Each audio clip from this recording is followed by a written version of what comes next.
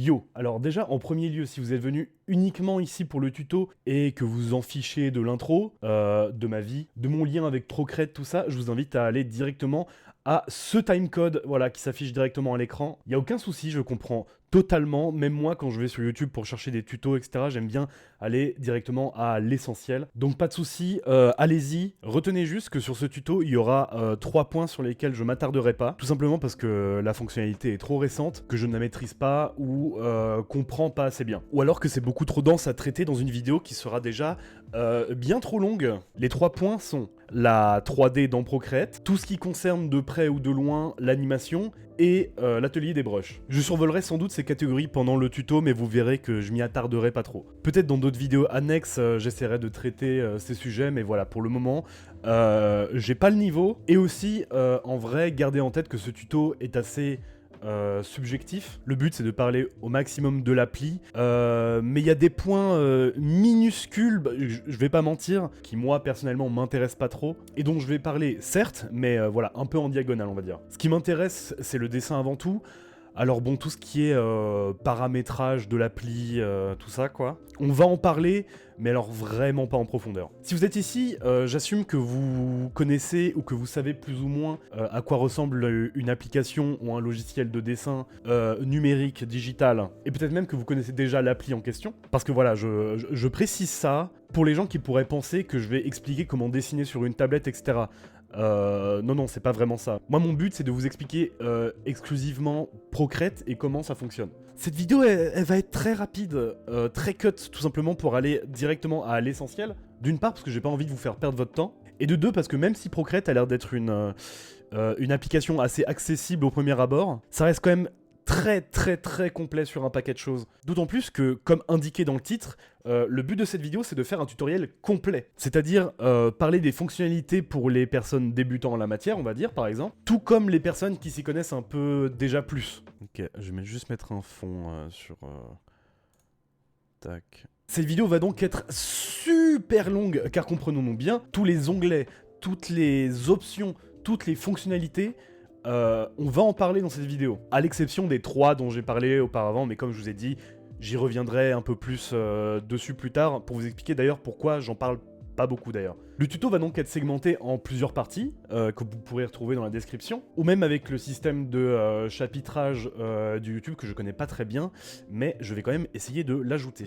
Histoire que si par exemple il y a tout un segment pour lequel vous êtes venu en particulier, vous puissiez le retrouver facilement sans avoir à bouffer des dizaines de minutes de choses que vous connaissez déjà. Pour brièvement faire une intro avant d'entamer le gros du gros, on va dire, je dessine maintenant depuis assez longtemps, on va dire. J'ai pendant une bonne partie de ma vie boudé l'art numérique tout simplement parce que c'est compliqué à utiliser, quoi. On va pas se mentir. J'ai d'abord commencé sérieusement sur Photoshop aux alentours de 2017, on va dire. Mais je sais pas, à l'époque, je prenais pas spécialement mon pied. J'ai vraiment plutôt l'impression de dépenser énormément d'énergie pour un résultat vraiment pas terrible, pas top. Jusqu'à ce que, le 5 août 2018, très exactement, je reçoive ceci.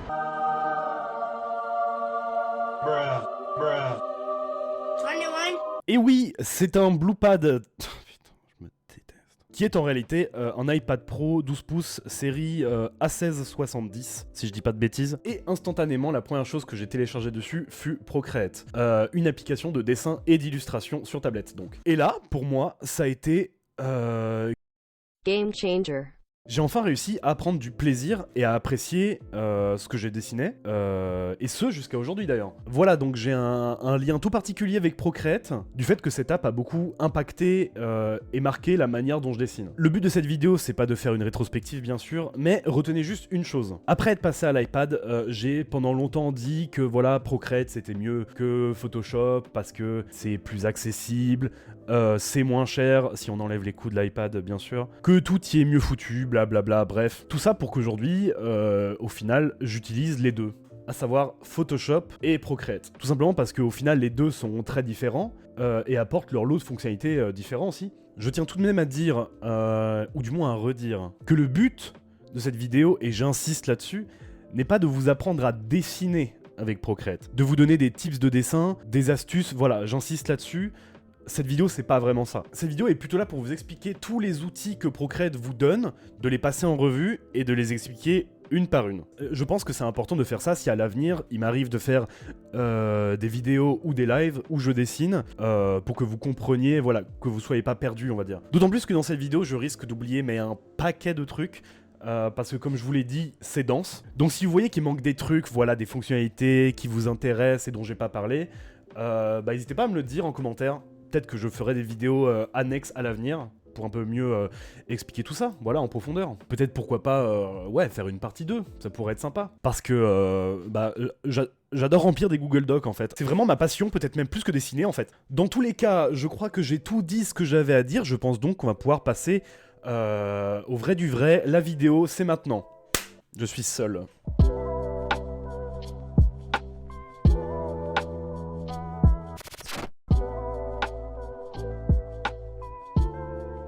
Quand vous allumez votre iPad et que vous allez dans Procreate, la première chose que vous allez voir, c'est ça. La galerie. C'est ici que toutes vos illustrations et projets seront entreposés. Sous chaque projet, vous avez 2 informations à savoir, le nom et les dimensions dans les mesures que vous avez choisies. Vous pouvez renommer vos projets en cliquant sur le nom. Vous pouvez également stacker vos projets pour les grouper en restant appuyé sur un, puis en le draguant sur un autre. Cela formera alors un groupe. Le nombre de projets s'affiche alors sous le groupe que vous venez de créer. Retenez juste qu'on ne peut pas faire de groupe dans un groupe. Tant qu'on est dans les commandes tactiles, dans la galerie, vous pouvez facilement voir une illustration en grand écran sans l'ouvrir, en mettant vos 2 doigts sur un projet, puis en zoomant comme sur une photo dans votre photothèque. Vous pouvez alors naviguer assez facilement entre tous vos projets en cliquant à droite ou à gauche de votre écran. Dans l'interface en haut, vous avez plusieurs fonctionnalités. Si vous cliquez sur Procreate, vous aurez tout simplement les infos de l'application. C'est pas super intéressant, sauf si par exemple vous cherchez à savoir si votre app est à jour dans sa dernière version. Sélectionner, comme son nom l'indique, vous permet de sélectionner des projets, un ou plusieurs. Quand vous sélectionnez un seul projet, vous pouvez afficher l'aperçu. C'est grosso modo ce que je vous ai montré juste avant, à savoir mettre votre projet en grand écran. Vous pouvez partager votre projet dans tout un tas de formats, mais j'y reviendrai un peu plus tard quand je parlerai d'export. Vous pouvez également dupliquer votre projet ou le supprimer. Important à savoir, quand vous désirez supprimer un projet, Procreate affichera toujours cette fenêtre pour demander si on est bien sûr de la suppression, pour éviter par exemple les faux mouvements qui pourraient être désastreux sinon. Et quand vous sélectionnez plusieurs fichiers, l'option pile s'ajoute. Et c'est concrètement ce que je vous ai montré juste avant également, c'est pour grouper vos projets. Si vous cliquez dessus, vos projets sélectionnés se regrouperont. À côté de sélectionner, vous avez importer, qui vous permet d'importer des fichiers dans Procreate pour en faire des projets. Vous pouvez importer de différents drives comme Google Drive, Dropbox, Cloud. Une fonctionnalité qui prend beaucoup d'intérêt depuis que dans sa dernière mise à jour, Procreate a ajouté l'option de pouvoir importer des fichiers PDF dans l'application directement. Le bouton photo, c'est exactement comme le bouton importer, sauf que vous choisissez des images provenant de votre photothèque. Et enfin, vous avez le petit bouton plus tout à droite qui va vous permettre de créer des projets. Quand vous cliquez dessus, vous allez avoir tout un paquet de nombres, de lettres et de trucs qui vont s'afficher. Vous pouvez choisir un format de toile prédéfini, comme celui de taille d'écran qui va juste faire un plan de travail au format de l'écran de l'iPad, ou alors vous pouvez choisir un format que vous avez créé au préalable et qui s'affiche généralement en dessous. Pour créer un format de toile, vous cliquez sur le rectangle avec un plus dedans, et là, cette fenêtre pop. Dans cette fenêtre, vous pouvez intégralement personnaliser votre toile, son format, ses dimensions, son profil de couleur, etc. Tout ça avant de dessiner dessus. Dans l'onglet dimensions, vous choisissez les dimensions de votre toile, la largeur, la longueur, etc. Vous pouvez choisir entre millimètres, centimètres, pouces, pixels et kilomètres, je rigole. Vous pouvez choisir votre PPP, qui n'est pas l'acronyme de partenariat public-privé, mais bien de points par pouce, qui consiste en gros en la résolution de votre image, la qualité en gros pour vraiment grossir les traits. Et tous ces petits changements que vous attribuez affectent le nombre de calques qui s'affichent juste en dessous. Plus votre toile est grande avec une grande résolution, plus le nombre maximum de calques baisse. C'est aussi simple que ça, donc pensez-y. Vous pouvez également choisir le profil de couleur. Bon, je vais pas trop rentrer en détail de ce que sont le RVB et le CMJN parce qu'en vrai il y a beaucoup à dire. Retenez juste que le RVB pour rouge, vert et bleu est un profil colorimétrique numérique. C'est bon, j'ai retenu, qui propose donc des gammes de couleurs visibles sur écran. Donc des bleus très flashy et des couleurs très saturées. Et le CMJN pour cyan, magenta, jaune et noir est un profil colorimétrique pour impression, qui est donc plus terne et plus restreint dans sa gamme de couleurs. Donc si vous décidez d'entamer par exemple une illustration qui a pour projet d'être imprimée, n'oubliez pas de mettre votre toile en CMJN. Là par exemple, je vous mets les spectres de couleurs de ces deux profils, vous pouvez voir que c'est assez subtil, mais en vrai ça a son importance. Toutes les sous-catégories CMJN sont des profils pour différents types de papier apparemment, donc n'hésitez pas à vous y intéresser si c'est dans vos intentions. Il y a également des sous-catégories pour le RVB, mais très honnêtement je ne suis pas assez renseigné pour vous dire à quoi ça correspond. Perso, je reste souvent en display P3. Vous avez un onglet réglage de timelapse, car oui, Procreate a une fonction timelapse intégrée pour chacun de vos projets. Vous pouvez choisir la résolution et la qualité et déterminer si vous le désirez en HEVC pour High Efficiency Video Coding, qui est un codec qui vous permettra de diviser par 2 le poids du fichier à l'export. Là je parais très intelligent maintenant, mais sachez qu'avant d'écrire cette vidéo, j'avais aucune idée de ce que c'était. Vous avez également un onglet propriété de la toile qui vous permet de définir à l'avance la couleur d'arrière-plan de votre toile, ou même juste si l'arrière-plan apparaît. À chaque fois que vous créez un nouveau profil de toile, il s'affiche automatiquement dans l'onglet nouvelle toile. C'est assez pratique si comme moi vous voulez à l'avance prédéfinir des formats comme le A3, le A4, le A5, etc. Ou même par exemple le format Instagram, pour éviter de devoir cropper comme un sagouin dans vos illustrations parce que ça ne rentre pas. Vous pouvez alors renommer ce format en slidant avec votre doigt vers la gauche et en appuyant sur modifier. Et vous pouvez également modifier certains paramètres si cela vous dit. Et pour renommer votre format, vous cliquez sur le titre en haut. Vous avez également le bouton supprimer qui vous permet de supprimer votre format. Bien, je crois qu'on a fini de parler de la galerie, je pourrais vous parler des 3 petits points en haut qui vous permettent de combiner plusieurs fenêtres d'application, mais très honnêtement, je m'en sers jamais. Bien, maintenant qu'on a bien parlé de la galerie, on va pouvoir rentrer dans le vif du sujet. Une fois que vous avez créé ou choisi votre toile, vous arrivez ici, sur le plan de travail, où vous allez passer le plus clair de votre temps. C'est ici que vous allez dessiner, organiser vos calques, appliquer vos effets, exporter, etc. Et quand on veut commencer par dessiner, il faut tout d'abord s'intéresser à ce avec quoi on va dessiner. Avant de parler des brushes, on va vite fait s'intéresser à l'interface. Tout d'abord sur le haut, vous avez à gauche les Editing Tools, les outils d'édition. En haut à droite, les Painting Tools, outils de peinture ou dessin, c'est comme vous voulez. Et généralement à gauche, vous avez la sidebar. Retenez ces noms parce que je vais les redire un bon nombre de fois. Bien, retenez juste que la zone blanche, c'est votre toile.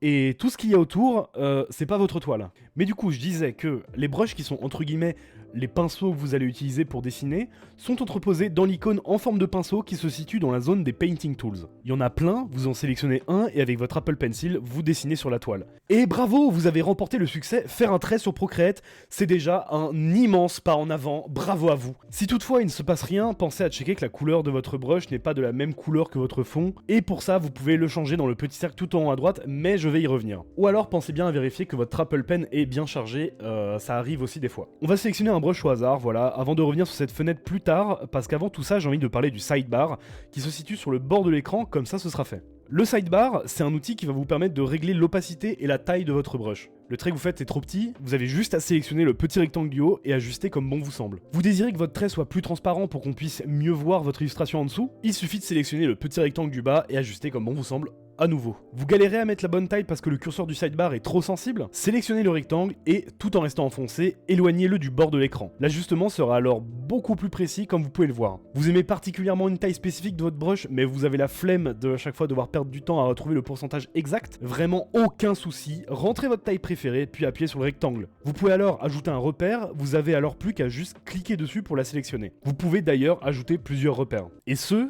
que ce soit pour la taille ou l'opacité. L'espèce de petit carré entre la taille et l'opacité permet juste de positionner la hauteur du sidebar sur votre écran. Vous avez juste à rester enfoncé et à draguer pour l'ajuster encore une fois, comme bon vous semble. En plus de ça, ce petit carré, si on clique dessus, active la pipette, ou le color pick en anglais. Un outil qui vous permet de sélectionner une couleur sur votre toile pour ensuite l'utiliser sur votre brush. Il y a également une fonctionnalité pour savoir de quel côté de votre écran vous allez mettre votre sidebar, mais ça j'y reviendrai un peu après. Vous avez également deux flèches tout en bas qui sont concrètement des commandes CTRL-Z ou CTRL-Y, ou Undo, Rideau pour les anglistes, donc retour arrière et retour avant. C'est-à-dire que si vous avez fait une bêtise sur votre dessin, vous pouvez cliquer sur la flèche arrière pour revenir en arrière. Voilà, vous pouvez cliquer plusieurs fois dessus pour effacer le nombre d'actions que vous voulez. Et la flèche qui va en avant, c'est l'inverse, c'est pour remettre les actions que vous venez d'effacer. Attention, un truc important à savoir, c'est que tant que vous restez sur votre toile, vous pouvez absolument effacer tout ce que vous avez fait depuis que vous avez commencé à dessiner. Mais si par inadvertance vous cliquez sur galerie et que vous revenez dans votre toile, les actions sont reset. Et vous ne pouvez plus revenir en arrière, vous ne pouvez plus utiliser cet outil sur les actions que vous avez faites précédemment. Je pense avoir tout dit sur la sidebar, je pense qu'on peut commencer à parler des brushes en eux-mêmes. Quand vous cliquez sur le pinceau, vous avez ceci, la bibliothèque des pinceaux. À gauche, vous avez vos packs ou vos groupes de brushes, et à droite, les brushes appartenant à ce groupe. En vrai, vous pouvez voir que Procreate a déjà pas mal de packs prédéfinis qui sont très cool, comme esquisse, ancrage, texture, etc. Je vous laisserai aller checker. Vous pouvez créer vos propres packs pour, par exemple, retrouver facilement vos brushes préférés. Pour cela, il suffit de sélectionner la colonne des packs, draguer vers le bas, et là, un rectangle bleu avec une croix va apparaître. Vous cliquez dessus, vous pouvez bien évidemment le renommer, et nickel, vous avez créé votre pack, sauf qu'il est vide pour l'instant. Pour ajouter vos brushes préférés dedans, vous sélectionnez un brush que vous aimez bien, par exemple, et vous restez enfoncé, vous le draguez jusqu'au groupe que vous avez créé, et voilà. Vous pouvez faire ça avec tous les brushes, pas forcément vos favoris, c'est juste un moyen d'être un peu organisé. Vous pouvez d'ailleurs sélectionner plusieurs brushes pour gagner du temps, pour cela il suffit de slider à droite les brushes voulues, et tadam! La magie! Vous avez pu voir qu'il existe une fonction combinée qui permet de mélanger des brushes entre eux, ce qui est très cool, mais je n'en parlerai pas dans ce tuto, parce que ça fait partie de l'atelier des brushes dont j'ai parlé en début de vidéo. Dans ces différents groupes, il y en a un qui s'appelle récent, et vous l'aurez deviné, c'est un historique, donc voilà, ça aussi c'est cool. Ça permet de pas passer 1000 plombes à chercher votre brush si vous l'avez utilisé récemment. Pour un peu plus parler des brushes en eux-mêmes, vous pouvez également les slider vers la gauche, ce qui fait apparaître plusieurs choses. Le bouton partager, pour exporter un brush, pour l'envoyer à des gens, ou même juste avoir le fichier avec soi. Le bouton dupliquer qui, comme son nom l'indique, duplique votre brush. C'est assez intéressant si par exemple vous aimez bien un brush mais que vous avez envie de faire des petites modifs dedans. Ça vous permet de garder l'ancienne version si vous ne voulez pas la perdre, donc pensez-y. Et enfin le bouton supprimer qui tout simplement supprime le brush. Parfois vous pouvez également avoir un quatrième bouton qui s'appelle rechercher, qui vous permet de voir à quel groupe appartient ce brush. Et en vrai c'est assez pratique si vous achetez des packs de brush sur internet par exemple. Si vous cliquez simplement sur un brush, cela va vous ouvrir l'atelier des brushes. J'en ai parlé au début et croyez-moi c'est bien trop dense pour en parler. Il me faudrait vraiment une vidéo entière juste pour ce sujet. L'atelier du brush concrètement, ça sert à modifier et personnaliser le pinceau, mais comme vous pouvez le voir, il y a une dizaine d'onglets, des jauges dans tous les sens, c'est vraiment chaotique et je maîtrise à peine la moitié. Donc voilà, si la modification des brushes vous intéresse, n'hésitez pas à me le faire savoir dans les commentaires, j'essaierai de me renseigner dessus à l'avenir. Maintenant qu'on a plus ou moins vu tout ce qui concerne la fenêtre des brushes, on va s'intéresser à la toile.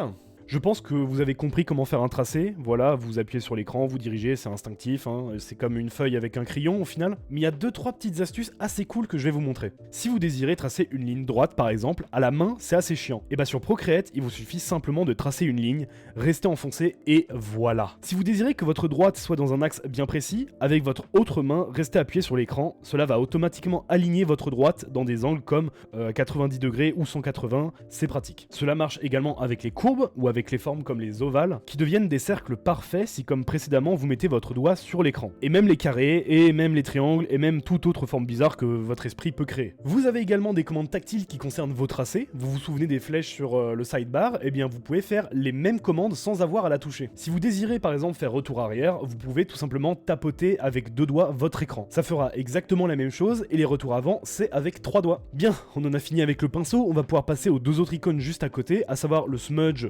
blending, le mélangeur, appelez ça comme vous voulez, et l'icône erase qui est la gomme.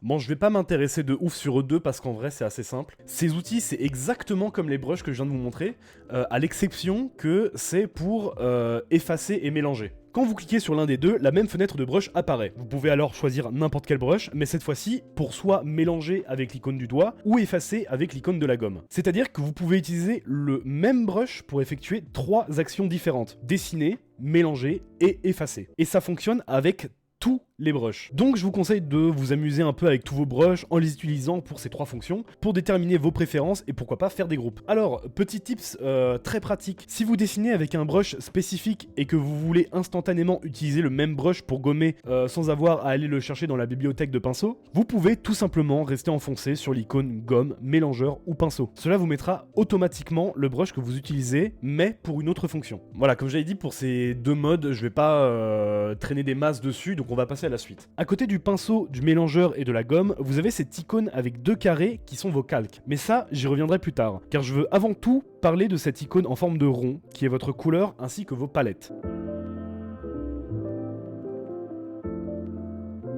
Si vous cliquez sur ce cercle, vous allez être amené devant tout plein de couleurs. C'est magnifique. Tous vos choix de couleurs, de palettes se feront dans cette interface. Et pour vous aider dans vos choix, vous avez plusieurs modes. Si vous regardez tout en bas, vous pouvez voir qu'il y a 5 onglets. Disque, classique, harmonie, valeur et l'onglet palette dont je parlerai plus tard. Chacun de ces onglets sont en fait différents formats de nuanciers pour choisir vos couleurs. Le disque par exemple dispose d'un circulaire pour choisir votre teinte et d'un cercle permettant à la fois de choisir la luminosité et la saturation de votre couleur. Le nuancier classique mélange ces deux manières de choix en un, le tout dans un seul carré. Vous avez également 3 barres de défilement en dessous pour plus de précision, qui indiquent dans l'ordre la teinte, la saturation et la luminosité. Le nuancier harmonie peut sembler similaire au classique, mais il ajoute une fonctionnalité, ma foi, super intéressante qui est l'harmonisation des couleurs. Bon, je vais pas faire un cours sur la théorie de la couleur parce qu'en vrai, on n'a pas le temps. Mais cela dit, c'est hyper intéressant, du coup, n'hésitez pas à aller voir, par exemple, ces 2 vidéos que je partage qui expliqueront tout beaucoup mieux que moi et plus posément que moi. Si ça vous intéresse, les liens sont dans la description. Retenez juste que ce mode vous permet de générer des palettes de couleurs en harmonie totale. Si vous cliquez sous le sous-titre en dessous de couleurs, vous aurez 5 principes d'harmonie qui apparaîtront. Les couleurs complémentaires, les couleurs adjacentes,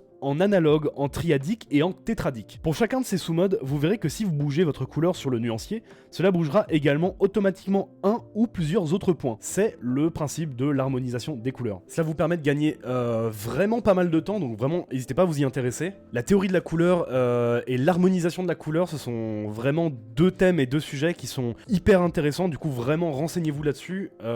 C'est un grand univers à découvrir. J'ai oublié de le dire, mais dans le mode harmonie, vous avez également une barre de défilement pour gérer la luminosité. Enfin, vous avez le mode valeur qui est un bourbier monumental, c'est vraiment la palette du Joker. Concrètement, dans ce mode, vous trouvez votre couleur avec des nombres et des barres de défilement et des pourcentages. Vous avez les 3 premières barres de défilement avec les initiales HSB, qui signifie dans l'ordre Hue pour teinte, saturation et Brightness pour luminosité. En dessous, vous avez les initiales RGB, qui sont les initiales de Red, Green et Blue, rouge, vert et bleu. Ce mode est donc le plus complexe, du coup, on va dire entre guillemets, puisque vous pouvez littéralement chercher votre couleur en rentrant des informations écrites dans les rectangles à côté des barres de défilement. Voilà, par exemple, si je veux que ma saturation soit à 20%, je rentre 20 comme ceci et boum, ça marche. Ce mode, il est tellement précis que vous pouvez rentrer directement l'hexadécimal de votre couleur si vous le désirez. Pour faire simple, dites-vous que chaque couleur dans un nuancier, et il y en a beaucoup, a un code qui s'appelle l'hexadécimal. Vous avez juste à rentrer le code et voilà, vous avez l'exacte couleur que vous voulez. Donc cette fonction, en vrai, elle est pratique,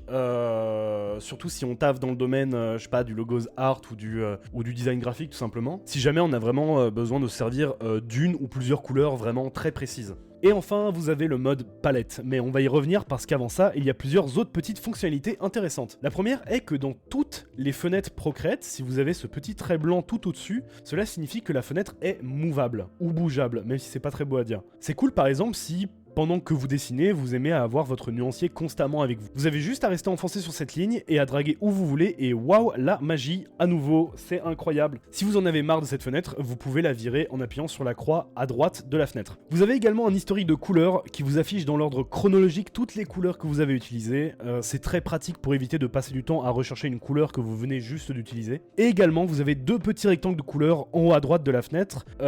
Ces 2 couleurs, ce sont votre couleur principale et votre couleur secondaire. Procreate vous laisse enregistrer 2 couleurs différentes pour que vous puissiez les utiliser très rapidement. Quand vous êtes dans la fenêtre, vous avez juste à cliquer dessus pour switcher. Si vous modifiez la couleur enregistrée se modifie également. Et quand vous quittez la fenêtre, vous avez juste à rester enfoncé sur le cercle pour switcher encore plus rapidement. C'est trop fast. Et enfin, en dessous de l'historique des couleurs, vous avez une palette prédéfinie, ce qui va m'amener au dernier mode, la palette. Dans ce mode, vous pouvez créer vos propres palettes de couleurs ou même en importer. Pour parcourir vos différentes palettes, vous avez juste à scroller vers le bas, et comme vous pouvez le voir, vous avez de la place. Vous avez 2 manières différentes de visualiser cette fenêtre, en compact comme je suis actuellement, ou en carte, qui est juste une version zoomée avec en plus des légendes sous les couleurs pour se retrouver. Mais on va rester en compact si vous le voulez bien. Pour créer une nouvelle palette, rien de plus simple, vous cliquez sur la croix en haut à droite de la fenêtre et vous appuyez sur créer une nouvelle palette. Une fois que vous avez créé votre palette, vous pouvez la renommer en cliquant sur le titre, mais surtout faites en sorte que ce petit logo bleu apparaisse. Ce logo bleu signifie que votre palette est votre palette par défaut, ou palette prédéfinie. Ce qui signifie que dans tous les modes cités auparavant, disque, classique, harmonie, etc. Vous la retrouvez sous l'historique des couleurs. Si vous n'avez pas ce petit logo, cliquez sur les 3 petits points à côté de votre palette et appuyez sur définir par défaut. À ce moment-là, tout ce qui vous reste à faire, c'est choisir votre mode. Choisissez une couleur que vous aimez et puis cliquez dans la palette, ce qui ajoutera automatiquement la couleur en question. Vous pouvez remplir votre palette comme ça, ou alors en utilisant la pipette sur le sidebar pour choisir des couleurs sur une image importée, ou même directement des palettes que vous avez générées ou trouvées sur internet. Pour organiser vos couleurs dans la palette, vous restez appuyé dessus et vous pouvez alors la draguer n'importe où ailleurs dans votre palette. Si vous restez appuyé dessus, deux options apparaissent, à savoir supprimer pour supprimer la couleur de votre palette, et également régler la couleur actuelle qui permet de changer la couleur par celle que vous utilisez actuellement. Pour revenir sur les trois petits points à côté de votre palette, vous avez également les options partager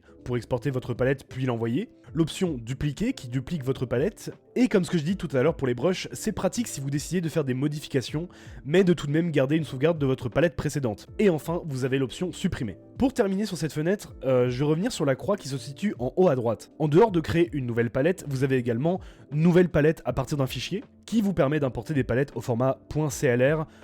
Apparemment, j'avoue, j'ai jamais fait ça. Également, nouvelle palette à partir d'une photo, pour générer une palette à partir d'un fichier photo dans votre photothèque. Et enfin, nouvelle palette à partir de l'appareil photo, qui active l'appareil photo de votre iPad, et génère une palette à partir de ce qu'il voit. Constatez que dans l'appareil photo, vous avez deux modes, à savoir visuel, qui va juste pixeliser l'image pour ressortir les couleurs brutes, et indexé, qui va rechercher dans l'image les meilleures couleurs pour faire une palette, il me semble, le tout en variant le plus possible la teinte, la saturation et la luminosité. On a enfin fini la fenêtre des couleurs, mais il reste une dernière option liée à la couleur dont je vais parler et qui va me permettre de faire la transition avec la suite. Si vous pressez l'icône couleur avec votre stylet et que vous draguez sur votre toile, cela va remplir la toile de cette couleur. On appelle cette fonction le color drop. Ça, c'est déjà super cool, mais la suite, elle est encore plus super cool. Si vous restez sur le même calque sur lequel il y a déjà un dessin, le color drop va s'adapter. Si par exemple je trace un cercle fermé et que j'ajoute une couleur sur la toile, le color drop ne va pas prendre en compte ce que le cercle renferme. Mais ça, c'est bien sur le même calque, je tiens à le préciser. Vous pouvez également régler votre color drop, et ça sauve des vies. Si par exemple votre brush est beaucoup moins nette avec du grain et de la transparence, quand vous allez mettre le color drop, vous aurez ça par exemple. À ce moment-là, ce que vous faites, c'est que vous draguez la couleur sur votre toile, et en restant enfoncé, vous allez voir apparaître la barre de seuil de color drop. Vous pouvez alors ajuster en bougeant votre doigt ou votre Apple Pen à droite ou à gauche. On en a fini avec la couleur. On enchaîne donc directement avec la suite, et là c'est un gros morceau qui nous attend. On va maintenant s'intéresser aux deux carrés entre la gomme et la couleur dont j'ai parlé précédemment. Cette icône, si vous cliquez dessus, ça vous affiche la fenêtre des calques. Vous n'êtes pas sans savoir que quand on dessine en numérique, les calques c'est littéralement la chose la plus importante au monde. Pour simplifier, pour ceux qui connaissent pas, par exemple sur une feuille en papier, vous avez juste une feuille. Vous pouvez dessiner dessus au crayon, au feutre, au pastel, tout ce que vous voulez, mais s'il vous vient l'envie d'effacer par exemple juste le feutre, c'est la merde, parce que tout est mélangé et vous allez juste détruire votre travail si vous essayez. Heureusement, en numérique, on a ce principe de calque qui est présent sur tous les logiciels de dessin qui existent. Cela permet de segmenter votre illustration en plusieurs parties, en différents calques donc, pour vous organiser, faire des sauvegardes ou appliquer des modifications sur des parties spécifiques. Voilà, ça c'est la partie simple, mais vous allez voir que les calques apportent un paquet de fonctions très stylées. Pour créer un calque, il n'y a rien de plus con, vous vous rendez dans la fenêtre calque et vous appuyez sur la croix en haut à droite. Vous pouvez en faire apparaître un nombre précis, qui est le nombre de calques maximum dont j'ai parlé en début de vidéo. Plus votre toile est grande, moins vous aurez de calques, etc. Dans cette fenêtre tout en bas, vous avez ce qu'on appelle la couleur d'arrière-plan, dont vous pouvez choisir la couleur en cliquant dessus, ou même la désactiver en décochant le petit carré juste à droite. Cela vous met donc un fond transparent sur votre projet, ce qui est pratique si vous voulez exporter en PNG. Je pense que vous avez compris que du coup vous pouvez dessiner sur différents calques. Pour cela, il suffit juste de sélectionner le calque sur lequel vous voulez dessiner et de cliquer dessus. Vous pouvez renommer un calque en cliquant sur le nom du calque, et la petite case cochée permet de masquer ou de faire apparaître votre calque. Cette fonction ne supprime pas votre calque, juste elle le masque. Et vous pouvez le faire réapparaître en recochant la case. Gardez l'esprit qu'il y a tout de même un système de hiérarchie dans la colonne, à savoir plus un calque est au-dessus, plus il apparaîtra en premier plan, et plus il est bas, et plus il apparaîtra en arrière-plan. Vous pouvez voir qu'il y a un petit N sur le côté, ce qui veut dire que vous êtes en mode de fusion normale, mais ça j'y reviendrai un peu plus tard. Si vous slidez un calque vers la gauche, vous allez avoir trois options qui apparaissent. L'option verrouiller, qui fait en sorte que vous ne pouvez plus bouger votre forme ou même gommer dedans. Cette fonction est désactivable en slidant à nouveau et en cochant déverrouiller. La fonction dupliquer qui duplique votre calque, tout simplement, et la fonction supprimer. Si vous slidez un calque vers la droite cette fois-ci, ça va faire rien. Mais si vous en slidez plusieurs, vous rentrez dans un mode de sélection de calques. Vous pouvez donc à ce moment choisir rapidement les calques que vous voulez supprimer ou regrouper, un peu comme les brushes auparavant. Un groupe de calques est, comme son nom l'indique, un dossier dans lequel vous pouvez ranger plusieurs calques. Les dossiers sont également renommables et ils permettent de gagner pas mal de temps en étant bien organisés. Pour créer un groupe de calques, vous avez juste à sélectionner un calque, le draguer sur un autre et bam, voilà, vous avez un groupe. Pour ajouter des calques à un groupe déjà créé, rien de plus simple, vous restez enfoncé sur un calque et vous le draguez jusqu'au groupe, bim, voilà, comme ça, comme ceci, c'est parfait. Et donc de même pour hiérarchiser et bien ranger vos calques, vous avez juste à rester enfoncé dessus et les déplacer comme bon vous semble à l'endroit que vous désirez dans la fenêtre. D'autant plus que si vous sélectionnez un groupe de calques et que vous le déplacez sur votre toile, vous déplacez l'intégralité des calques dans ce groupe en même temps. Pratique. Maintenant, on va parler de ce qui se passe quand juste vous cliquez sur un calque. Une fenêtre va apparaître avec plein d'options. Vous avez renommer, sélectionner dont je parlerai un peu plus dans le chapitre concernant la sélection, copier qui vous permet d'enregistrer une copie du calque que vous pourrez recopier grâce à l'option coller qui se trouve dans les actions, remplir le calque, une option qui va remplir le calque avec la couleur que vous avez sélectionnée, effacer pour supprimer tout ce qui se trouve sur votre calque, et enfin là on arrive dans les options un peu plus technique. Donc restez focus, parce qu'on est à peine à la moitié du tuto. Le verrouillage alpha, une fois activé, vous permet de dessiner sur votre calque, mais uniquement sur ce que vous avez déjà tracé au préalable. Le verrouillage alpha prend en compte tous les pixels sur le calque qui ne sont pas transparents, et interdit de pouvoir dessiner dessus. Et donc, comme vous pouvez le voir, une fois activé, quand je dessine sur le calque, mon tracé n'apparaît que dans la forme, et ce même si j'enlève la couleur de fond. On reconnaît un calque en verrouillage alpha quand on aperçoit une grille en damier derrière la figure, comme ceci. D'ailleurs, une commande tactile pratique pour mettre un calque en alpha sans passer par le menu, c'est de slider le calque à droite avec 2 doigts. Vous pouvez également annuler ça en refaisant la même commande. Le masque d'écrêtage, c'est comme le verrouillage alpha, à la seule différence que ça se fait sur 2 calques. Quand vous appuyez sur cette option, le calque sélectionné devient le masque d'écrêtage du calque juste en dessous. Là, vous pouvez voir par exemple que j'ai 2 formes sur 2 calques différents. Et bien regardez ce qui se passe quand je passe celui du dessus en masque d'écrêtage. Boum, exactement comme le verrouillage alpha. À la différence cool que vous pouvez déplacer ce calque à votre guise et également la masquer. Si vous masquez le calque du dessous, les 2 figures disparaissent, car celle du dessus ne peut pas apparaître sans celle du dessous. L'option activer le masque, que j'avoue j'utilise pas des masses, est une option qui va simplement créer un autre calque un peu spécifique au-dessus de celui que vous avez sélectionné. En gros, ce calque masque va vous permettre de creuser dans l'opacité de la forme ou même de la gommer, de l'effacer et le tout au brush. Ce calque fonctionne avec un système noir et blanc, donc plus votre couleur choisie est sombre, plus la gomme sera efficace, et plus la couleur est claire, plus vous ferez réapparaître la forme. Si vous regardez le calque masque, vous pourrez voir les zones affectées par les modifications. Et encore une fois, vous pouvez dessiner dans le masque avec n'importe quel brush, et vous pouvez également utiliser la gomme et le mélangeur. Si vous en avez marre du masque, vous pouvez le supprimer en slidant vers la gauche et en appuyant sur supprimer. Vous avez l'option assistant de dessin, mais cette option est directement liée au chapitre des actions, je reviendrai donc dessus plus tard. L'option inversée qui tourne la couleur de votre calque en négatif, bon là ça se voit pas bien, mais avec une photo on comprend mieux, voilà. L'option fusionner avec le calque inférieur qui va juste aplatir votre calque avec celui d'en dessous, comme vous pouvez le voir quand je fais ça, on se retrouve avec juste un seul calque avec mes 2 formes. Pensez à checker néanmoins avant de faire ça que vos formes ne soient pas masquées, auquel cas juste vous fusionnez une de vos formes avec du vide. D'ailleurs, une commande tactile pratique pour fusionner plusieurs calques rapidement.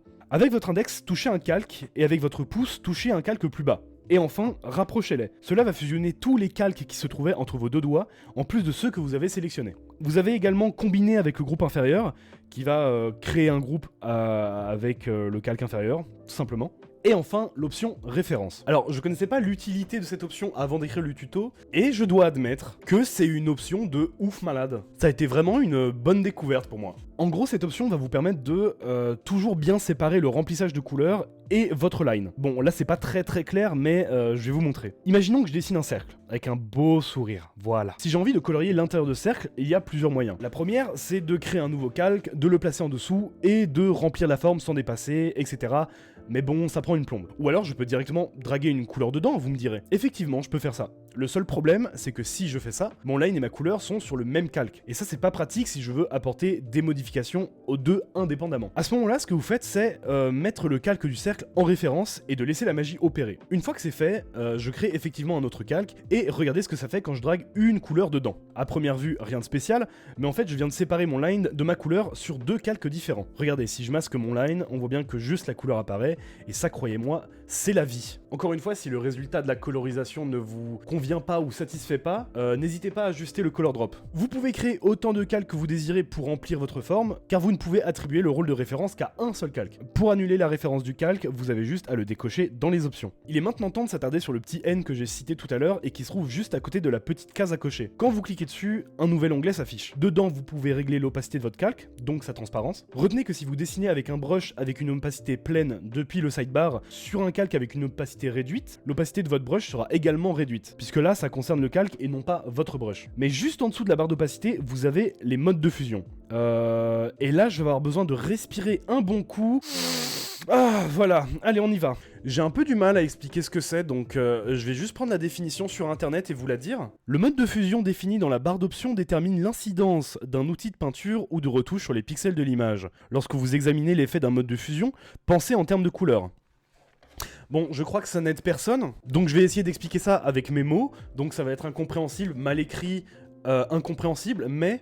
je fais ça avec mon cœur. Les modes de fusion vont vous permettre de choisir la manière dont les pixels de la forme dans votre calque vont interagir avec les autres calques de votre projet. Je vais pas les passer tous en revue parce qu'il y en a une vingtaine, c'est beaucoup, mais je vais quand même vous montrer vite fait comment ça marche. Donc là vous voyez que j'ai deux cercles, un rouge en premier plan et un bleu en arrière-plan, et le tout avec une couleur d'arrière-plan jaune. Là je suis en mode de fusion normal, ce qui signifie que ma forme est en mode brut. Mais dès qu'on commence à en choisir d'autres, on voit que les deux formes se mélangent alors de manière différente. Et cet effet reste même si je bouge ma forme. Certains modes semblent être pratiquement les mêmes, mais néanmoins, ils ont tous leur spécificité bien particulière. Je vous invite donc à vous renseigner là-dessus. Gardez à l'esprit qu'un calque qui a son mode de fusion changé prend en compte tous les calques qui sont en dessous de lui dans la colonne, et également donc la couleur d'arrière-plan, qui est important d'ailleurs de souvent checker en masquant, démasquant, car si vous voulez exporter votre projet en PNG, vous risquez de perdre des gros bouts de calque, quoi. Bref, les modes de fusion, c'est un monde à part entière, c'est ultra pratique.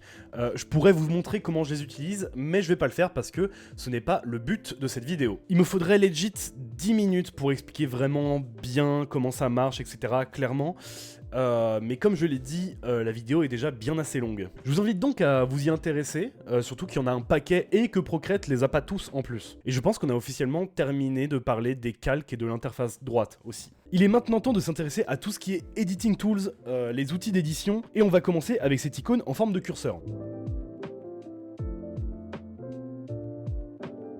Alors, ce curseur que j'appellerais la sélection rapide est un outil qui va vous permettre de sélectionner l'entièreté de la forme dans le calque sur lequel vous êtes. Et j'insiste bien quand je dis l'entièreté. Donc tous les pixels qui apparaissent sur votre calque seront sélectionnés. Quand vous cliquez dessus, vous pouvez voir que votre forme se trouve cloîtrée dans un cadre qui est un cadre de sélection. Si ça vous paraît étrange que votre cadre ne cloisonne pas correctement votre forme, c'est probablement parce que vous avez oublié d'effacer un morceau de forme ou même un pixel quelque part dans votre calque. Donc n'hésitez pas à checker en par exemple masquant votre couleur de fond pour mieux vous repérer. Voilà, on enlève et le cadre est bon. Autour de ce cadre, vous avez plusieurs choses. Des points qui, s'ils sont bougés, vont modifier la taille de la forme. Quand vous faites ça, par exemple, voilà. Vous pouvez apercevoir une toute petite fenêtre qui apparaît qui vous indique en pixels la taille de votre forme, un point vert qui vous permet d'orienter la forme dans la direction de votre choix, et un carré jaune qui va modifier l'orientation de la zone de sélection. Si juste vous pressez sur la forme et que vous la déplacez, vous déplacez la forme. Si vous zoomez dedans avec vos doigts, vous agrandissez ou réduisez la forme. Et si vous désirez déplacer la forme de manière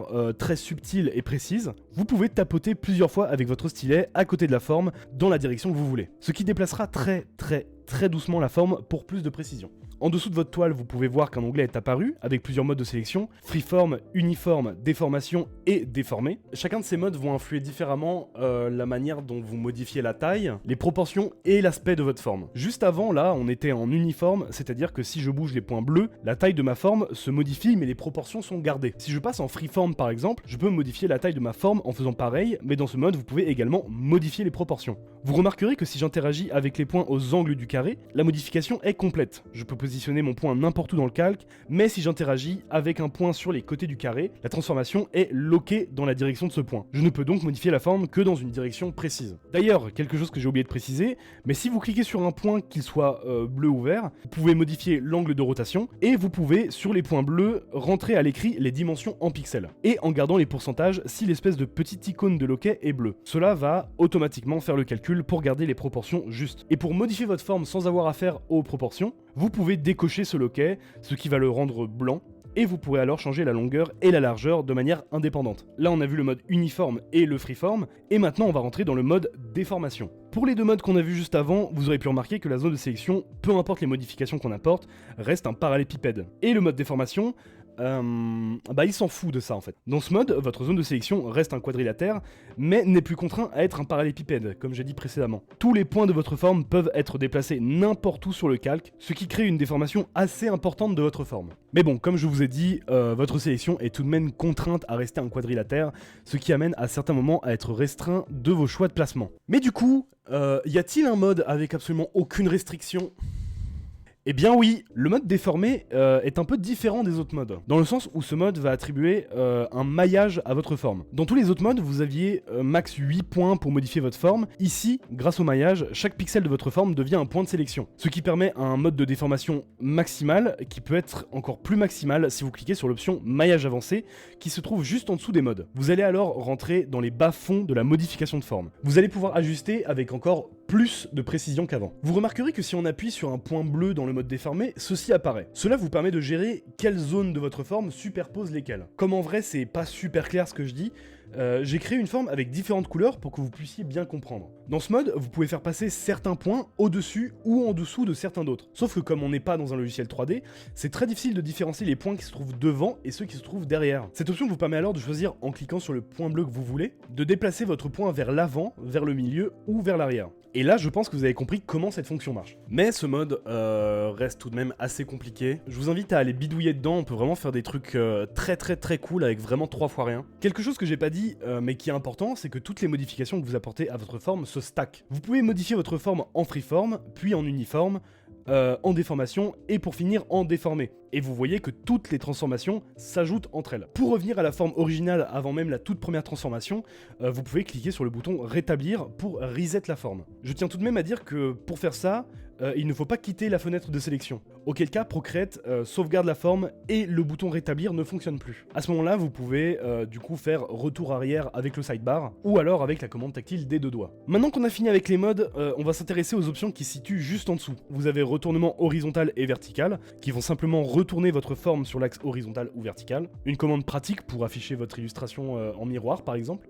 L'option faire pivoter de 45 degrés vous permet d'orienter votre forme dans des orientations précises. Donc pour éviter de devoir utiliser le point vert pendant 2 minutes pour trouver un angle parfait à 160 degrés par exemple. L'option adapter à la toile qui va agrandir votre forme au max avant que les points bleus ne touchent les bords du cadre de votre toile. L'option rétablir dont on a déjà parlé. Et enfin l'option interpolation qui est un peu plus technique. Ça va être long à expliquer mais bon, on y va. Concrètement, c'est bien beau d'apporter des transformations à votre forme, mais il faut garder à l'esprit qu'on est sur une toile avec un nombre de pixels précis. Ces mêmes pixels que vous avez choisis au préalable quand vous avez créé votre projet. Si vous transformez votre forme en la réduisant en taille, vous baissez la qualité de la forme, c'est bien normal du coup. Mais de même, si vous agrandissez ou même juste la modifiez, Procreate doit calculer comment re-rendre cette image du coup. Comment adapter les pixels de votre forme aux modifications que vous avez apportées. C'est la grande différence entre un logiciel de dessin en vectoriel et un logiciel de dessin en bitmap. Ce qu'est Procreate. Un logiciel en vectoriel comme Illustrator vous permet de dessiner avec des points et des lignes calculées numériquement. Ce qui fait que si vous zoomez dans une forme créée sur Illustrator, vous ne verrez aucune baisse de définition puisque la définition et même la résolution n'est pas pris en compte dans Illustrator. Sauf bien sûr si on prend en compte l'exportation, mais là on se perd. Sur Procreate, on fait du bitmap, c'est-à-dire que toutes les illustrations que vous faites dessus sont calculées en pixels. Et c'est donc normal que la définition soit prise en compte vu que vous dessinez avec un nombre de pixels précis. Et ce, même si vous avez créé un projet en centimètres ou en pouces par exemple. Mais du coup, l'onglet interpolation dans tout ça. Eh bien ces différentes options correspondent à comment vous voulez que Procreate gère la modification des pixels dans votre forme après modification. Vous avez voisin le plus proche, bilinéaire et bicubique. Je vous invite à vous renseigner sur ces termes parce que si je vous explique, on va très vite s'engouffrer dans des trucs très compliqués, très techniques, très chiants et dont je connais pas tout en plus. Retenez du coup juste que voisin le plus proche c'est un peu nul et que les 2 autres sont beaucoup plus corrects pour transformer votre forme. Donc n'hésitez pas à sélectionner bilinéaire ou bicubique, c'est même je pense la chose la plus importante à sélectionner avant même de faire la première transformation de votre forme. Ça vous évitera de modifier de multiples fois votre forme avant de vous rendre compte que elle a plus aucune gueule quoi. en plus d'être étrangement passé en basse définition. Et enfin pour conclure, vous avez l'option aimant qui est tout à gauche. Cette option est là pour vous aider à placer plus précisément votre forme quand vous la déplacez. Quand vous cliquez dessus, cela vous affiche les réglages des aimants. Si vous cochez magnétisme, cela ajoutera une ligne bleue sur votre forme si vous la déplacez, qui vous permettra de la situer sur la toile par rapport à un angle précis, comme vous pouvez le voir affiché en haut, 30 degrés, 45 degrés, 60 degrés, etc. Vous pouvez longer la ligne bleue avec votre forme et vous verrez que vous la déplacerez toujours dans l'angle choisi. Vous pouvez même verrouiller la direction en pressant avec votre doigt sur l'écran, pour encore plus de précision. Même si j'avoue que j'utilise quasiment jamais cette fonction. L'option aimant, elle, est nettement plus utile, d'une part car elle vous permet de centrer parfaitement votre forme sur la toile, et même juste de la centrer horizontalement ou verticalement. L'aimant vous permet également de caler parfaitement votre forme avec les bords du cadre, mais surtout, cette fonction est chouette car elle prend en compte aussi les autres calques de votre projet. Prenez par exemple ce rond que j'ai dessiné, je peux parfaitement caler la zone de sélection de ma forme sur le centre du cercle. Je peux également le caler à la bordure, le centrer horizontalement ou verticalement, et ce, avec tous les côtés de ma zone de sélection, qui soit intérieur ou extérieur. Et ça, c'est le feu. Ça peut paraître assez con, mais croyez-moi, si vous faites de la mise en page ou de la composition, ces outils sont géniaux. Pour pas que vous soyez perdu avec toutes ces lignes qui apparaissent, gardez à l'esprit que les lignes bleues concernent les formes dans vos calques et les lignes jaunes concernent la toile directement. En dessous de magnétisme et aimant, vous avez deux barres de défilement, distance et vitesse. Ces deux barres sont directement liées à la fonction aimant et non magnétisme. La barre distance permet de contrôler la distance en pixels que votre forme doit avoir avant d'activer l'aimant avec les autres calques. Vous pouvez voir que si je le mets au plus bas, les aimants s'activent, mais je peux tout de même bouger très librement ma forme sans que le magnétisme soit trop violent. Et si je le mets à fond, vous pouvez voir que je suis plus vraiment libre de mes mouvements, ma forme se forçant à se caler à tous les instants à mon calque. C'est donc assez important de bien régler ceci pour trouver votre force optimale de magnétisme, si vous l'utilisez. Et enfin, la barre vitesse qui se calcule, je sais pas trop en quoi, en force on va dire, et qui permet de contrôler la vitesse de déplacement de votre forme avant qu'elle n'active le magnétisme des aimants. Si je mets cette fonction très basse, vous pouvez voir qu'il faut que je bouge ma forme très lentement pour que les aimants s'activent, et si je la bouge un peu plus rapidement, rien ne se passe. En revanche, si je la mets au maximum, vous verrez que tous les aimants s'activent beaucoup plus fréquemment, sauf si bien sûr je fais bouger ma forme à la vitesse d'un dragster sur ma toile. Vous pouvez également mettre cette fonction au minimum, ce qui la désactivera, et ne fera plus marcher aucun aimant. Encore une fois, cette fonction, tout comme la fonction distance, vous permet de jauger à vos goûts en ce qui concerne la puissance du magnétisme. Mais s'il y a un mode de sélection rapide, ça veut dire qu'il y a un mode de sélection tout court, et c'est ce dont on va parler maintenant. L'outil de sélection se trouve juste à côté de la sélection rapide. Et c'est l'icône qui ressemble à, je sais pas, une ficelle ou un ver de terre, comme vous voulez. Cet outil va vous permettre de non pas sélectionner la forme de votre calque, mais une zone précise que vous allez sélectionner. J'admets avoir un peu de mal avec cette section parce que c'est un outil que j'ai pas l'habitude d'utiliser très souvent, on va dire. Mais ça n'en reste pas moins un outil extrêmement intéressant et utile. Quand vous cliquez dessus, ceci apparaît. Comme pour la sélection rapide, vous avez plusieurs modes qui correspondent chacun à une différente manière de définir votre zone. Vous avez ellipse, qui vous permet de créer une zone de sélection en forme d'ellipse ou une zone en forme de cercle si vous gardez votre doigt enfoncé sur la toile. Rectangle, qui trace une zone en forme de rectangle mais qui étrangement ne devient pas un carré parfait si vous pressez votre doigt, je sais pas pourquoi. Et enfin des modes un peu plus complets comme le mode à main levée. Ce mode vous permet de définir votre zone de sélection directement en dessinant sur la toile. Vous avez juste à prendre votre Apple Pencil et dessiner la zone comme bon vous semble. Pour officialiser votre zone, vous avez juste à fermer la forme et à appuyer sur le rond gris. Et boum, voilà, votre zone de sélection toute belle, toute neuve. Votre zone de sélection est représentée par la partie qui n'est pas hachurée. Vous pouvez également être amené à sélectionner par exemple une forme un peu plus géométrique, et dans ce cas, pas de souci, vous pouvez créer votre zone via des lignes. Pour cela, il vous suffit de tapoter sur votre toile pour créer les angles de votre zone. Vous refermez comme je vous ai dit auparavant, et voilà, vous avez une belle zone de sélection polygonale comme j'aime. Vous pouvez dans ce mode utiliser le retour arrière, toujours avec la commande des deux doigts. Et enfin, vous avez le mode automatique, dans lequel vous ne tracez rien, juste vous sélectionnez. Par exemple, imaginons que j'ai une forme sur mon calque, voilà. Vous cliquez sur automatique, et là, juste vous cliquez sur votre forme, et voilà, c'est sélectionné. Mais du coup, vous allez me dire, mais pourquoi c'est tout bleu là? Eh bien, c'est tout simplement l'affichage de ce mode de sélection, mais ça, j'en parle juste après. Gardez à l'esprit que tout ce qui est bleu, c'est la zone pas sélectionnée, et ce qui s'affiche en couleur négative de votre forme originale, là j'avais un carré rouge, du coup il apparaît en turquoise, et bah c'est votre zone sélectionnée. Mon dieu, je sais pas combien de fois j'ai répété le terme sélectionné, mais beaucoup je crois. Voilà, donc là c'était simple parce que ma forme est très nette, mais du coup comment ça marche si je veux sélectionner une forme beaucoup plus floue avec cette option? Prenez comme exemple cette forme très blurry, comme pour le color drop, vous pouvez ajuster votre seuil de sélection. Si je clique dessus, vous pouvez voir que l'outil n'a pas sélectionné l'entièreté de ma forme, parce que la transparence des pixels varie beaucoup. À ce moment-là, vous avez juste à défiler votre stylet sur la toile à gauche ou à droite pour déterminer votre seuil. Avant de passer aux options juste en dessous, constatez que l'outil sélection est également un des outils principaux qui ne s'indique s'interrompt pas si vous changez de mode, en dehors de la sélection rapide. Une fois que vous avez créé votre sélection, vous pouvez totalement aller dans vos calques et dans plusieurs autres menus sans que la sélection disparaisse. Mais du coup, au final, c'est quoi l'intérêt de ces zones de sélection? D'une part, quand vous effectuez une sélection dans ce mode, cette même sélection sera toujours liée au calque sur lequel vous êtes. Ça ne concerne pas la toile dans son ensemble. Comme j'ai dit, ce mode permet de sélectionner des parties très précises de votre toile et donc également de votre calque. Bien ce que je viens de vous expliquer, vous pourrez comprendre donc qu'on peut sélectionner juste une partie de votre forme pour ensuite la déplacer avec l'option de sélection rapide. Vous pouvez faire ça autant de fois que vous voulez, gardez juste à l'esprit que tout se passe sur le même calque. Mais ce n'est pas tout. Comme j'ai dit, dans ce mode, la sélection ne disparaît pas. Donc une fois votre sélection créée et gardée, vous pourrez dessiner dedans sans dépasser, un peu comme un verrouillage alpha, mais pour une zone de sélection. Et surtout, au-delà du dessin, vous pouvez apporter des modifications précises à certaines zones de votre forme, que ce soit grâce aux différents modes action dont je parlerai plus tard, ou alors juste les options qui se situent en dessous des modes de sélection. D'une part, sachez que les options ajouter et enlever vous permettent de resculpter votre zone de sélection si vous le désirez. Par exemple, là je fais une zone en forme de cercle, mais je suis pas convaincu.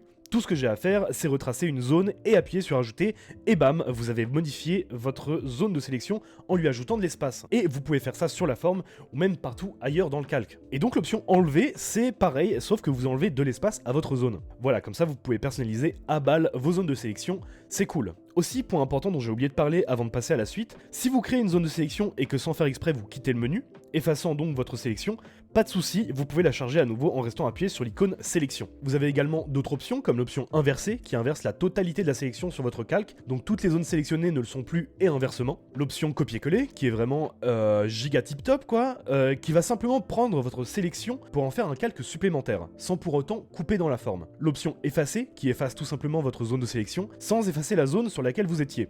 C'est juste ça reset quoi. L'option remplissage de couleurs qui remplit votre zone de sélection avec la couleur principale dans votre palette. Si vous cochez cette action et que vous tracez une zone de sélection, elle sera instantanément remplie de la couleur principale. Et si vous la décochez, vos zones de remplissage redeviennent de simples zones de sélection. L'option contour progressif qui vous permet de définir la netteté du contour de votre zone de sélection. Vous pouvez régler l'intensité en cliquant dessus. Comme vous pouvez le voir, ma découpe est beaucoup plus floue qu'auparavant, de même pour les modifications que j'apporte dessus. Et enfin l'option enregistrer et charger, qui vous permet d'enregistrer des zones de sélection et de les ressortir comme bon vous semble. Là par exemple, je trace une sélection, voilà, je clique sur l'option, ce qui va m'afficher une fenêtre, je clique sur le plus et voilà, ma zone est enregistrée. Vous pouvez désormais quitter le mode sélection, et si vous revenez dedans et que vous désirez charger une sélection rapide, vous retournez dans l'option, vous cliquez sur votre zone enregistrée et elle apparaît de nouveau. C'est d'autant plus pratique que vous pouvez enregistrer un bon paquet de sélections si vous le voulez. Vous vous rappelez sans doute dans le chapitre calque quand je parlais de l'option sélectionner. Et bien pour revenir dessus, sachez que si vous cliquez sur cette option de calque, cela va sélectionner uniquement votre forme, c'est-à-dire exclusivement les pixels qui constituent votre forme. N'est-ce pas magnifique, waouh! Bien, ça fait maintenant trop longtemps que je dis le mot sélection, donc on va pouvoir passer à autre chose. Et notamment un chapitre que j'affectionne tout particulièrement, les ajustements.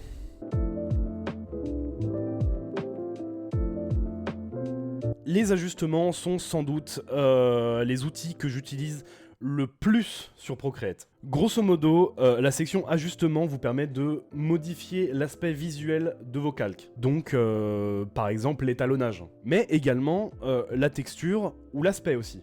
Mais vous allez comprendre, c'est vraiment hyper simple, c'est pratiquement comme des filtres en fait. On va tout d'abord parler des flous. Mais constatez avant ça que pour chaque sélection d'ajustement, cette fenêtre en haut apparaît. Cette fenêtre, elle est cool, car elle vous permet de choisir comment appliquer votre effet. Si vous cliquez sur calque, l'intégralité de votre calque sera modifiée. Si vous cliquez sur pencil, vous pourrez alors dessiner sur votre calque les pixels affectés par la modification. Et vous pouvez bien évidemment choisir votre brush pour appliquer l'effet, et si vous désirez enlever de la modification, vous pouvez gommer également avec le brush de votre choix. À chaque effet que vous sélectionnez, si cette fenêtre apparaît en haut avec un petit triangle blanc à l'envers, cela signifie que vous pouvez utiliser cette fonction. Maintenant que j'ai expliqué ça, on va pouvoir expliquer à quoi servent ces effets.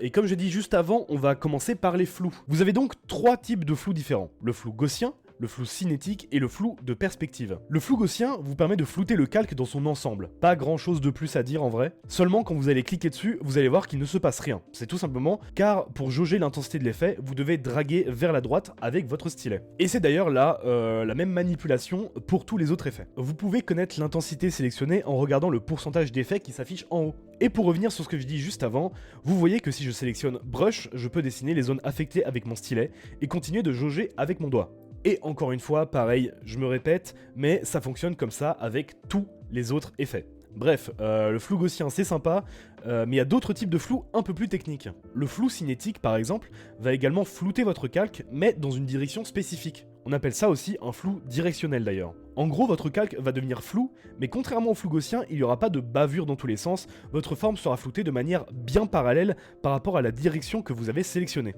Pour cela, vous avez juste à draguer avec votre stylet sur votre toile jusqu'à l'endroit où vous souhaitez que la direction se fasse. Et enfin, on a le flou de perspective qui lui est également directionnel, seulement on n'est plus réellement sur de la parallèle, mais comme son nom l'indique, de la perspective. Si vous choisissez l'option positionnelle, l'outil créera un point de fuite que vous pouvez bouger. Et le flou se dirigera alors dans la direction opposée à ce point, le tout dans une perspective. Si vous choisissez directionnel, vous aurez plus ou moins la même chose, à savoir un point de fuite, mais vous serez plus libre dans le choix de la direction de flou. Pour cela, vous avez juste à tourner la flèche autour du disque pour déterminer votre direction. Maintenant qu'on a fini avec les flous, on va parler de l'outil bruit, qui est une option qui va ajouter du bruit à votre calque. Le bruit, pour ceux qui savent pas, c'est généralement quelque chose qu'on peut ajouter sur les calques dans les logiciels de dessin. Et cela donne une texture un peu sympathique, un peu grésillante au calque, pour que voilà, la couleur ne paraisse pas trop lisse par exemple. Bon, bien sûr c'est bien plus que ça, mais bon, je simplifie. Le bruit dans Procreate, c'est assez complet. Vous pouvez bien choisir ce que vous voulez. Vous avez le choix entre 3 types de bruit, à savoir nuage, ondulation et crête, et vous pouvez également modifier chacun de ces types. L'échelle vous permet de jauger la taille du motif de bruit, l'octave permet de jauger le mélange entre les différentes parties du motif, et la turbulence vous permet de jauger la netteté du motif. Je vous laisserai jouer avec tous ces paramètres, avec ça vous pouvez créer à balle de bruit bien différents. Et si vous regardez tout à droite, vous avez le logo d'un petit éclair. Si vous cliquez dessus, vous ouvrez le canal de bruit. La première, c'est la fonction additif, qui vous permet de choisir si le bruit s'applique à l'entièreté du calque ou juste sur la forme présente dans le calque. Et enfin, vous avez 2 modes, simple et multi. Le bruit simple est un bruit constitué uniquement de noir et blanc et de nuances de gris, et le bruit multi est constitué de toutes les couleurs. Encore une fois, beaucoup de choix. Dans les ajustements, vous avez également l'outil netteté, pas grand chose à dire dessus, ça permet juste, comme son nom l'indique, de jauger la netteté de votre forme, ce qui veut dire virer légèrement des nuances de couleurs dans votre calque pour un résultat plus net. Pratique donc pour les formes pas en super bonne définition. L'outil rayonnement, qui va apporter un effet de rayonnement à votre calque, de luminosité. Je vous conseille donc d'avoir un fond sombre pour pleinement constater l'utilité de cet effet. Si j'applique cet effet à une forme, vous la verrez alors briller, entre guillemets. Vous pouvez alors régler pas mal de choses, comme la taille de votre zone de rayonnement. Si je la mets à 0, vous pouvez voir que ma forme paraît juste d'une couleur plus claire, tout simplement car le rayonnement est bloqué. Et si j'augmente waouh, l'option brûlée qui gère l'intensité de votre rayonnement, et enfin l'option transition qui vous permet de jauger quelle zone de mon calque sera affectée par la brillance. Le tout basé sur les différentes zones de contraste de ma forme. Ça se voit pas bien avec une forme monochromatique, mais on peut voir que dès lors qu'il y a plusieurs teintes, on comprend un peu mieux comment ça fonctionne. On a également l'effet glitch, qui est très gadget mais très fun, et qui va simplement apporter de la distorsion à votre forme dans une vibe très bug, années 2000, Matrix, bref. Vous avez plusieurs modes et je peux pas réellement vous décrire précisément ce qu'ils font chacun, c'est difficile à expliquer visuellement, je vais du coup juste vous le montrer. Vous avez artefact, vague, signal et dislocation, dont je parlerai après. Ces 3 premiers modes, à savoir du coup artefact, vague et signal, fonctionnent exactement chacun avec les mêmes fonctions, à savoir l'intensité ou l'amplitude que vous pouvez gérer, la taille du bloc ou la fréquence qui augmente ou réduise la génération de glitch, et enfin le zoom qui permet de jauger la place que va prendre l'effet de glitch sur votre forme. Le mode dislocation est un peu différent, il n'a pas les mêmes fonctions, et il est un peu plus poussé. Comme vous le savez peut-être, ou pas, chaque image numérique est constituée de 3 couches de couleurs. Le rouge, le vert et le bleu, à savoir RVB, on en a un peu parlé tout à l'heure. Mais je parlerai encore une fois un peu plus de ça quand je parlerai de l'effet aberration chromatique juste après. Et bien ce mode va vous permettre de choisir lequel de ces teintes vous voulez glitcher. Vous pouvez donc à votre guise décaler chacune de ces teintes avec la barre de défilement en bas, malheureusement pas dans la direction de votre choix néanmoins, et également vous pouvez décider de la taille de l'effet dans Zoom. L'aberration chromatique justement, j'en parlais juste avant. Comme je l'ai dit juste avant, une image numérique est constituée de 3 couleurs, RVB, tout ça. Et avec cet outil, on le voit bien, car il va scinder ces 3 couleurs pour rendre l'image un peu plus flashy, donner une impression un peu plus saturée. Si vous allez dans le mode perspective, vous pourrez appliquer votre aberration en perspective. Tout comme pour le flou qu'on a vu tout à l'heure, vous pouvez déterminer votre point de fuite en draguant votre point sur la toile. Vous pouvez gérer l'intensité avec la barre de défilement atténuation et gérer la netteté de la zone affectée avec transition. L'intensité générale de l'effet se faisant en draguant toujours de droite à gauche bien sûr. Si vous allez dans déplacement, vous allez pouvoir scinder à votre guise le RVB de votre image, sans transition, sans point de fuite, en la bougeant comme ceci. Vous pouvez rendre flou l'aberration chromatique avec la barre défilement flou, et également gérer l'opacité avec transparence. Vous avez également l'outil demi-teinte qui est super cool. Cet outil vous permet de donner un aspect d'impression à votre forme, de lui donner une texture d'image qu'on peut par exemple retrouver dans un journal. Mais je vais vous montrer, ce sera sans doute plus simple. Vous avez 3 modes, quadrichromie, sérigraphie et journal. Ces 3 modes n'ont pas d'option, ils sont hyper faciles d'utilisation. Vous avez juste à sélectionner un mode et à draguer pour jauger l'intensité. Par exemple, quadrichromie, vous pouvez voir qu'un filtre s'installe sur ma forme, un effet pointillé qui sépare les couleurs en différents cercles, qui donne donc cette impression d'imprimer papier très cool. Voilà, donc ça c'est la quadrichromie. Le mode sérigraphie c'est presque pareil, sauf que contrairement au mode précédent, l'image de base fond complètement dans la masse. Si j'augmente l'intensité de l'effet, on peut voir nettement la différence entre les deux. Et enfin le mode journal, qui est en noir et blanc, et cette fois-ci avec des points quadrillés et non pas superposés. On va pouvoir maintenant s'intéresser un peu plus à la partie étalonnage des ajustements. C'est un peu moins fun, mais tout autant intéressant. Allez, on y va. Vous avez teinte, saturation et luminosité, sur lesquels je vais passer très rapidement parce que c'est archi simple. Ces fonctions vous permettent de modifier, comme leur nom l'indique, la teinte, la saturation et la luminosité de la forme se trouvant dans votre calque. Je pense que j'ai pas besoin de plus expliquer, voilà, j'ai juste à vous montrer, voilà. Vous avez la balance des couleurs qui est déjà un peu plus complexe. Cette option vous permet de gérer la couleur de votre image sur 3 niveaux différents, que vous pouvez trouver à droite, c'est le petit logo avec un soleil. Cliquez dessus, vous pourrez choisir entre ombre, qui sont les zones les plus sombres de votre image, haute lumière, qui sont les zones les plus claires de votre image, et enfin ton moyen, qui est l'entre-deux. Je sélectionne l'un des 3, par exemple ombre, et avec les barres de défilement, je vais pouvoir choisir la couleur que je veux attribuer aux zones les plus sombres de mon image. Par exemple, si je veux qu'elle soit bleue, je drague vers le bleu et pouf, voilà. On peut faire pareil avec les zones claires, j'ai juste à sélectionner haute lumière et paf en jaune. Et voilà, et ton moyen, on le met en rouge et vous voyez comment ça marche. Vous pouvez donc voir qu'avec ce mode, on peut complètement régler la couleur de son image pour arriver à des rendus très saturés et assez psychés genre. Mais ce mode peut également être très utile pour apporter des changements assez subtils dans la couleur de sa forme. Vous pouvez également additionner les couleurs. Par exemple, si je reste dans ton moyen que je drague vers le rouge, puis le vert et enfin vers le bleu, vous pouvez apercevoir que la zone sélectionnée contient ces 3 couleurs. Et cela fonctionne de la même manière avec ombre et haute lumière. Je vous invite à vous amuser avec cet outil si comme moi vous avez du mal à choisir votre colo. Vous avez l'outil courbe qui au premier abord a l'air hyper chiant, mais vous inquiétez pas parce qu'en vrai ça l'est. Les courbes c'est un peu un bourbier, j'admets je m'y connais pas trop. Je pense que c'est surtout un procédé qui est beaucoup utilisé pour la photo et l'étalonnage, je crois. Partez du principe que ce graphique qui fait peur contient l'entièreté de l'identité colorimétrique de votre image. Je sais juste que la gauche c'est la partie la plus claire de votre image et à droite la partie la plus sombre je crois. Et vous pouvez influer sur tout ça en modifiant la courbe qui est dedans. Jusque là ça paraît pas si terrifiant, sauf que vous pouvez ajouter des points dans cette courbe que vous pouvez alors bouger comme bon vous semble également. Et là ça devient chaotique. Surtout que là on est juste dans le mode gamma, qui je crois est le mode qui prend en compte l'image en général. Mais vous pouvez également modifier la courbe de la partie rouge, de la partie verte et de la partie bleue. Et mon dieu, je n'ai aucune idée de ce que je suis en train de faire. C'est très rigolo, mais alors je suis vraiment perdu. Je ne sais pas pourquoi ce graphique est scindé en 16 parties. Je ne sais pas ce que sont ces espèces de vagues de couleurs. Je comprends que dalle. Je suis vraiment navré, c'est censé être un tuto, je devrais savoir qu'est-ce que tout cela veut dire. Mais dans le temps imparti que je me suis laissé pour faire cette vidéo, j'ai pas eu le temps de trouver d'assez bonnes explications pour expliquer ce procédé. Si à l'avenir je dois refaire une vidéo pour expliquer tous les points que j'ai manqués ou que je n'ai pas expliqués, cette partie sera bien évidemment dedans. Je tâcherai de bien me renseigner à l'avenir. Pour revenir là-dessus donc, retenez que vous pouvez créer des points en cliquant sur la courbe et vous pouvez les supprimer en cliquant dessus puis en faisant supprimer. Mais on va rapidement passer à la suite car l'outil qui vient est de loin mon favori et celui que j'ai le plus utilisé avec Procreate je pense. L'outil courbe de transfert de dégradé, c'est marrant parce qu'elle est assez simple et assez compliqué à expliquer. Cet outil en gros vous permet de plaquer une palette de couleurs bien précise sur votre calque.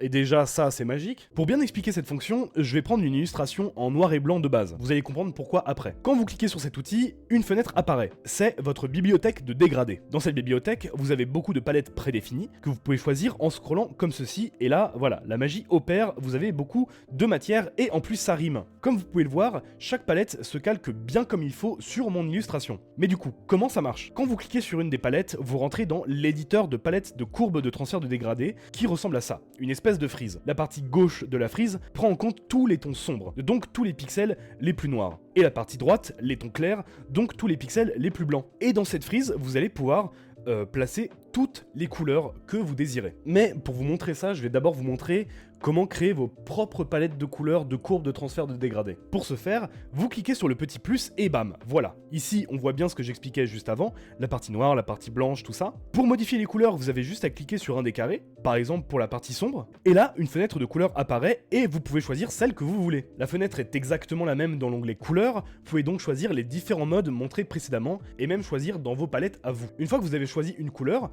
le rouge par exemple, vous pouvez apercevoir que tous les pixels noirs sont devenus rouges. Si je modifie maintenant le blanc en, je sais pas, jaune par exemple, voilà ce qui se passe. Les pixels blancs deviennent jaunes. C'est très cool tout ça, mais ce qui est encore plus cool, c'est que dans cette frise, vous pouvez ajouter autant de couleurs que vous voulez. Pour faire ça, vous avez juste à cliquer quelque part sur la frise et un nouveau point va apparaître. Vous pourrez alors modifier comme les autres précédemment. Et comme vous pouvez le voir, tout se fait toujours en dégradé. Vous pouvez également draguer les points pour totalement ajuster votre dégradé comme ceci, et ce, même avec les 2 points en bout de frise. Pourquoi je trouve ça cool? Tout simplement parce qu'une technique personnelle que j'ai, c'est de toujours réaliser des illustrations en noir et blanc ou en nuance de gris, ce qui fait qu'une fois que mon illu est terminé, j'ai juste à utiliser cet outil, choisir une palette qui me convient, qui est bien, voilà, je clique, bam, c'est plié. Gardez néanmoins à l'esprit que, aussi pratique que cet outil soit, en l'utilisant, vous pouvez aussi facilement flinguer le contraste de votre image. Comme montré précédemment, vous pouvez par exemple choisir des couleurs claires à calquer sur des tons sombres,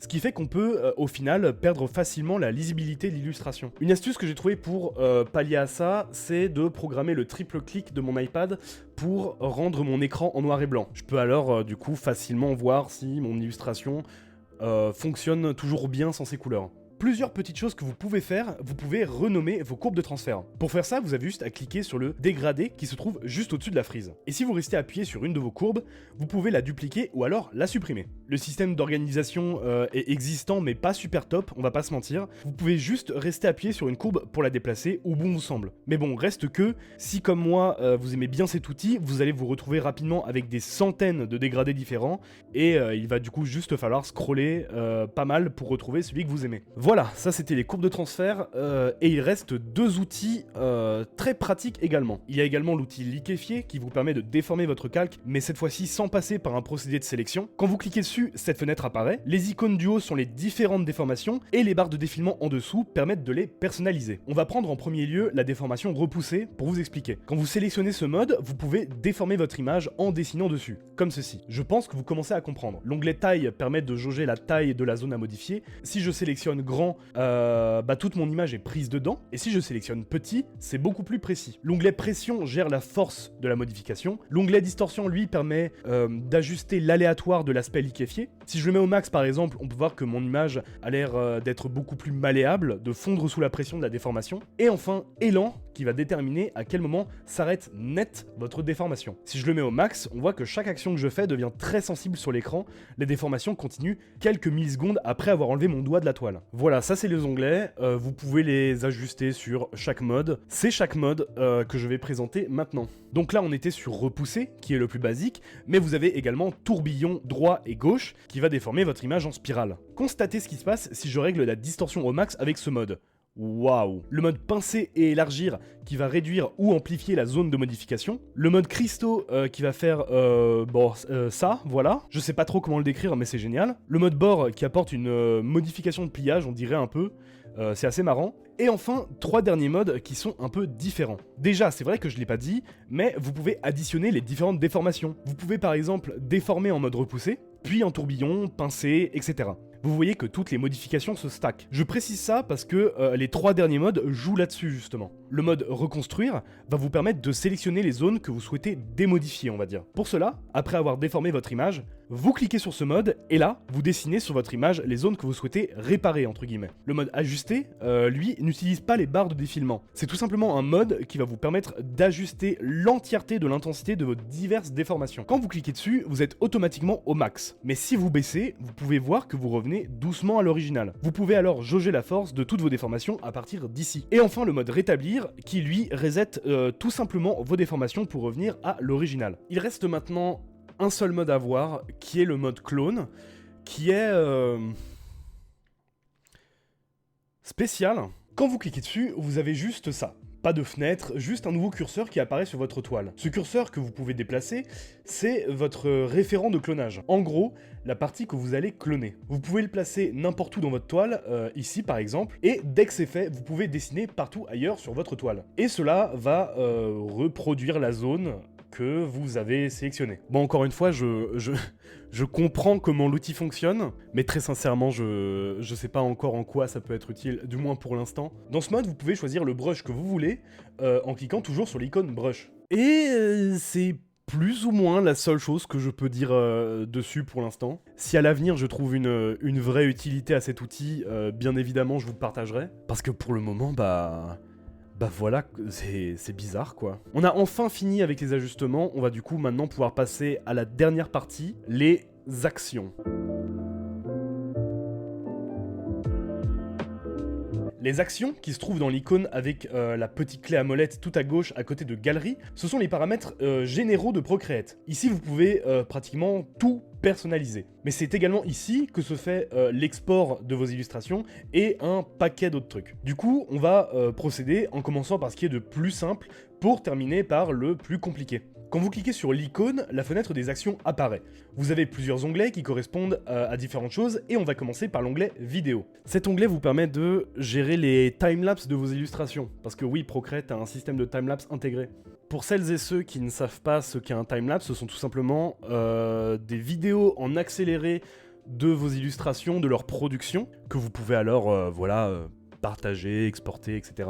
De manière plus générale, le timelapse désigne une animation vidéo réalisée par une série de photographies prises à des moments différents pour présenter en un laps de temps court l'évolution de l'objet photographié sur une période longue. C'est une belle définition, merci de rien. Dans cet onglet donc, vous pouvez regarder le timelapse de votre travail, vous avez juste à cliquer sur lecture en timelapse, ainsi la vidéo commence à jouer, vous pouvez avancer ou reculer, vous avez juste à draguer à gauche ou à droite. Vous avez d'ailleurs en haut à droite le temps qui s'écoule pour mieux vous repérer. L'option enregistrement en timelapse qui vous permet de générer ou non les timelapses sur vos vidéos. Je vous conseille de le laisser activer. Si vous la désactivez, cela reset le repère temporel de votre projet. À savoir, si vous le réactivez, votre vidéo commencera à partir du moment où vous avez décoché. Et enfin, vous avez l'option exporter qui permet d'exporter votre vidéo. Vous aurez le choix en cliquant dessus de prendre la longueur exacte du timelapse ou alors de tout simplement réduire la durée à 30 secondes. Ce qui est pratique si vous désirez publier ces vidéos sur Insta par exemple. Ensuite, vous avez l'onglet ajouter qui est très pratique, qui vous permet d'ajouter plusieurs choses sur votre toile. L'option insérer une photo par exemple. Si vous cliquez dessus, cela ouvrira votre photothèque et vous pourrez alors choisir une photo qui sera importée dans votre projet sous forme de calque. L'option prendre une photo, c'est pareil, sauf qu'au lieu d'aller dans votre photothèque, vous prenez directement la photo avec votre iPad. C'est cool! L'option insérer un fichier, que j'utilise jamais, vraiment. Je suppose que le seul intérêt de cette option, c'est d'importer des fichiers PDF. Car oui, comme j'avais dit précédemment, Procreate a une interface pour lire les PDF de manière assez ergonomique. Et enfin, vous avez l'option ajouter du texte, qui est assez complet, donc je vais un peu prendre mon temps pour l'expliquer. Quand vous cliquez sur cette option, voilà ce qui apparaît. Un texte ainsi que votre clavier numérique. À partir de là, vous pouvez marquer ce que vous voulez.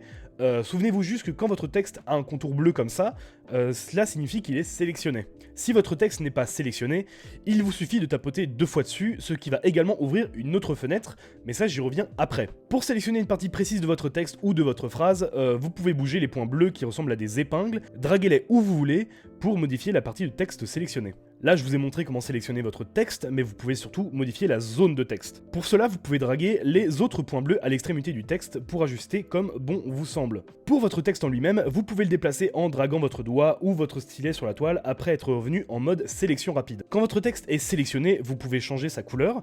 Pour cela, vous avez juste à cliquer sur l'icône palette et de choisir la nouvelle couleur. L'espèce de petite fenêtre que vous avez vue juste avant est en réalité un raccourci d'une autre fenêtre à laquelle vous pouvez accéder en cliquant sur la petite icône avec 2A tout à droite. Quand vous cliquez dessus, ceci apparaît. Et c'est ici que vous allez pouvoir modifier la forme de votre texte, et il y a pas mal de trucs, donc on va aller vite. Tout à gauche, vous pouvez choisir la police de texte, vous en avez beaucoup de prédéfinis. Si votre police a différents styles, vous pouvez le sélectionner juste à côté dans Style. Juste à côté, vous avez les options d'apparence, vous pouvez changer la taille, le crénage entre les lettres, l'approche, l'interlignage, la ligne de base et l'opacité. Vous pouvez tout jauger à votre guise en draguant les barres de défilement. Juste à côté, vous avez les attributs qui permettent de positionner votre texte par rapport à votre zone de sélection. Vous avez 4 modes, à gauche, à droite, centré et en bloc. Les options pour souligner votre texte, l'option pour juste garder les contours de votre texte ou encore pour écrire votre texte verticalement. Vous avez également une case que vous pouvez cocher, c'est l'icône avec 2 T. Si vous la cochez, vous mettez automatiquement votre texte sélectionné en majuscule. Pour revenir à votre clavier numérique, vous devez cliquer sur l'icône clavier. Et juste à côté, vous avez dans l'ordre l'option couper, copier et coller, que tout le monde connaît. Pour les utiliser, vous devez bien évidemment avoir une partie du texte sélectionnée. Tout à droite, vous avez l'option importer une police, l'option annuler pour annuler les changements que vous avez apportés, et l'option OK quand vous avez terminé de créer votre texte. Donc voilà, au final, vous pouvez voir que plus ou moins tout ce que vous pouvez faire avec Google Doc, vous pouvez le faire ici aussi. Si jamais vous quittez le mode texte accidentellement, vous pouvez le retrouver en cliquant sur votre calque texte, puis en appuyant sur modifier le texte. Vous pouvez voir également qu'une option rasteriser est apparue sur votre calque texte. Cette option vous permet de transformer votre texte en forme, de le pixeliser pour ensuite le modifier beaucoup plus en profondeur. Néanmoins, si vous rasterisez votre texte, vous ne pouvez alors plus le modifier dans l'onglet modifier le texte, car ce calque n'est plus un texte mais une image désormais.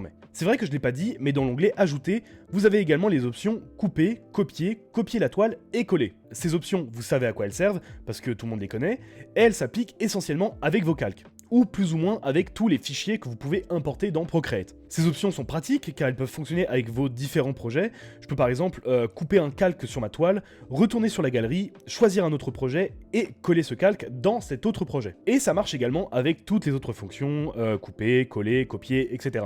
L'option copier à la toile, elle, cependant, ne sélectionne pas votre calque, mais l'entièreté des formes sur votre toile. Un dernier petit tips sur les fonctions ajoutées, et ça peut être intéressant car peu de gens les connaissent. Si vous draguez vers la gauche les fonctions insérer un fichier, insérer une photo ou prendre une photo, vous pouvez voir que vous pouvez les ajouter en mode privé. Un calque en mode privé, c'est quoi? C'est tout simplement un calque qui n'apparaît pas à l'export. Yo, alors Eratum, le mode privé, c'est pas du tout pour masquer certains calques à l'export, mais ça concerne uniquement le timelapse. Voilà, je m'excuse. J'ai dit des bêtises, m'en voulez pas, merci. Vous avez la fenêtre partager l'image qui va vous donner les options pour exporter ce qui se présente sur votre toile, et uniquement ça. C'est-à-dire l'image qui apparaît sur votre écran, quoi. Vous avez tous les différents formats d'exportation qui sont juste en dessous. Je pense pas avoir besoin d'expliquer à quoi ça correspond. Renseignez-vous là-dessus si ça vous dit. Vous allez voir, c'est pas bien compliqué. Sinon, je vous conseille le format PNG que j'utilise tout le temps. Remarquez que Procreate a son propre format d'export, et ça, c'est franchement la classe. Et vous avez également la fenêtre partager les calques qui va vous permettre d'exporter tous les calques de votre projet, soit dans un PDF, soit dans plusieurs fichiers PNG. Toutes les autres options en dessous concernent l'animation, donc je ne vais pas m'étaler là-dessus. Pour quand même donner un exemple, imaginons que je veux exporter ce dessin en PNG par exemple, j'ai juste à cliquer sur PNG, du coup il va y avoir un léger loading, puis vous arrivez sur cette fenêtre qui vous montre l'étendue de ce que vous pouvez faire. Donc vous avez toutes les fonctions propres à l'iPad sur lesquelles je vais pas m'étaler qui sont en bas, et juste au-dessus, vous avez tous les liens où vous pouvez exporter votre fichier, vous pouvez l'envoyer par mail, l'envoyer en AirDrop ou sur votre Drive. Si vous voulez juste l'enregistrer dans votre photothèque, vous avez juste à cliquer sur enregistrer l'image et voilà. Un autre onglet présent est l'onglet Aide. Vous pouvez laisser un avis sur l'application en cliquant sur laisser un avis. Procreate Folio vous amène sur le site de Procreate dans la section portfolio. Vous pouvez alors voir une bonne palette d'illustrations qui ont été réalisées avec l'appli. Manuel de Procreate, découvrir Procreate et assistance, c'est un peu pareil, ça vous amène sur leur site où vous pouvez un peu plus découvrir en détail l'application, voir des tutos ou rechercher de l'aide. Nouveauté vous montre simplement les nouvelles fonctionnalités installées sur l'appli depuis la dernière mise à jour. Restaurer les achats qui réinitialisent tous les packs de brush ou de textures que vous auriez pu installer. Donc je vous conseille de laisser ce bouton tranquille. Et enfin les réglages avancés qui vous amènent dans les réglages de votre iPad, là où vous pourrez un peu configurer plus en détail l'appli. Et enfin, on s'attaque aux 2 plus gros onglets et on commence avec l'onglet Préférences. Dans cet onglet, vous avez plusieurs fonctionnalités qui vous permettent de paramétrer certains aspects de l'application. Vous avez par exemple l'option Interface claire qui vous fait passer du mode sombre au mode clair. Je vous conseille néanmoins de garder votre appli en mode sombre pour ne pas juste déglinguer vos yeux. L'option Interface main droite qui concrètement déplace votre sidebar à gauche ou à droite de votre écran. Donc là, c'est plus de l'accessibilité. L'option curseur du pinceau qui vous permet d'apercevoir le curseur de votre pinceau. C'est assez discret si vous utilisez des brushes de petite taille, mais ça améliore la précision, je dirais. Dimensionnement dynamique du pinceau qui est en vrai une option assez cool. Ça vous permet de garder la taille de votre brush en fonction du zoom sur votre toile. Là, je vais avoir besoin de m'expliquer parce qu'encore une fois, c'est pas très clair à l'oral. Cette fonction est cochée par défaut. vous pouvez voir sur votre toile que votre brush garde sa taille en fonction de là où vous zoomez dans l'image, c'est toujours la même taille. Plus vous zoomez, plus votre brush est gros, car vous zoomez également sur le brush. Si vous décochez la fonction et que vous faites les mêmes manipulations, vous voyez que le brush s'adapte en fonction du zoom. Concrètement, la taille de votre brush est lockée sur l'écran en général. Vous ne zoomez donc plus sur le brush en lui-même. C'est pas très clair comment je parle, mais je pense que vous avez compris. Faites du coup cependant attention avec cette fonction, parce que oui, votre brush s'adapte, mais la résolution de votre toile reste la même. Donc si vous zoomez trop, votre brush gardera effectivement sa taille, mais tout ce que vous allez dessiner, ce sont des amas de pixels. Donc ouais, checkez toujours la taille de votre fichier, c'est important. L'option toile du projet qui fonctionne en AirPlay, en gros cette option c'est pour les présentations un peu plus pro on va dire. Si jamais vous voulez montrer votre travail en live sur un autre écran, pendant je sais pas, un événement par exemple, et ben vous pouvez activer cette fonction, connecter à un autre écran en AirPlay et projeter votre toile en direct dessus. Voilà, c'est une fonctionnalité, je l'utilise pas, mais elle existe. Connecter un stylet d'ancienne génération qui comme son nom l'indique permet de connecter un autre stylet. Visiblement vous pouvez connecter des stylets de la marque Adonit ou Wacom, en vrai ça a l'air lourd, mais j'ai pas pu le tester. Ça peut être pratique en remplacement si jamais vous paumez votre Apple Pencil et que vous avez un stylet de cette génération en rab. Pression et lissage permettent de régler l'intensité de la pression de votre stylet et de filtrer la stabilisation, une fonction qui se répercute donc sur l'entièreté de vos brushes. En vrai cette fonction, je vais pas en parler car ça rejoint plus ou moins la fonction atelier des brushes, c'est bourbier à expliquer en plus d'être long. Tout ce que je pourrais vous présenter, parce que je sais que c'est une fonction très importante quand même, c'est la stabilisation que vous pouvez régler sur la première barre de défilement. Si vous l'augmentez, vous verrez que votre trait ne sera plus tremblant, vous aurez une belle ligne courbée, propre, l'option stabilise votre trait. Il y a plein d'autres manières de faire ça et de manière plus précise aussi, comme par exemple sur juste un brush en particulier. Mais comme j'ai dit en début vidéo, ce sont des points sur lesquels je vais pas m'attarder par faute de temps. Si cependant ces options vous intéressent et que vous aimeriez avoir une deuxième partie sur tous les sujets, toutes les fonctions sur lesquelles je n'ai pas parlé pendant cette vidéo, n'hésitez pas à me le dire en commentaire, mettez un like, partagez la vidéo. Je demande rarement ça, mais ouais là ça pourrait vraiment du coup me montrer si vraiment ça vous intrigue, en plus de m'apporter un certain soutien, parce que je vous cache pas que cette vidéo a été terriblement longue à écrire. Bref, on y retourne. Les commandes tactiles, qui est l'onglet qui vous permet de paramétrer ou personnaliser vos commandes tactiles. Personnellement j'utilise les commandes tactiles par défaut, qui sont toutes très bien, mais gardez en tête que vous pouvez les modifier ici, c'est pratique. Cette option c'est vraiment du paramétrage avancé, donc en vrai si vous êtes nouveau sur le logiciel, je vous conseille de pas trop toucher à tout ça. Mais voilà, ça vous montre encore une fois que l'API est quand même très personnalisable. Mais en vrai, gardez les paramètres par défaut, il y a une partie entière consacrée aux commandes tactiles, donc vous en faites pas. Si jamais à l'avenir vous devenez beaucoup plus familier avec l'application, cette fonction pourra devenir intéressante. Pour le moment, je vous conseille de la laisser de côté. Juste en dessous des commandes tactiles, vous avez la barre de défilement visibilité du masque de sélection, qui juste vous permet de régler l'opacité de la zone de sélection. Donc là, on parle du motif assuré que vous avez pu voir quand on était dans la partie sur la sélection. Vous pouvez totalement régler sa visibilité. Là, par exemple, je vous montre à gauche une zone de sélection à 10% de visibilité et à droite à 90% pour que vous puissiez voir l'étendue des modifications que vous pouvez apporter. Et enfin, la barre de défilement de délai d'annulation rapide. Peut-être je l'ai déjà dit ou non, je sais pas. Je vous avoue, j'ai la flemme de relire tout mon script, mais une commande tactile sympa qui vous permet de revenir en arrière très vite, c'est tout simplement de rester appuyé sur votre toile avec vos deux doigts. Quand c'est fait, vous allez voir que vous allez effacer plusieurs actions en même temps. Le délai d'annulation, que vous pouvez modifier donc, est le temps qu'il faut rester appuyé avant que la fonction ne s'active. La barre de défilement se compte donc en secondes. Et enfin, le dernier onglet, qui est sans doute le plus complet et surtout le plus pratique, c'est l'onglet toile. Cet onglet vous permet d'utiliser des outils que je qualifierais d'essentiels, donc ouvrez grand vos oreilles parce qu'ils vont vous sauver la vie à l'avenir si jamais vous vous lancez dans le dessin numérique. On va commencer avec les plus basiques, comme par exemple information sur la toile qui se situe tout en bas, qui va ouvrir une fenêtre qui répertorie toutes les informations de votre toile. Dans à propos de cette illustration,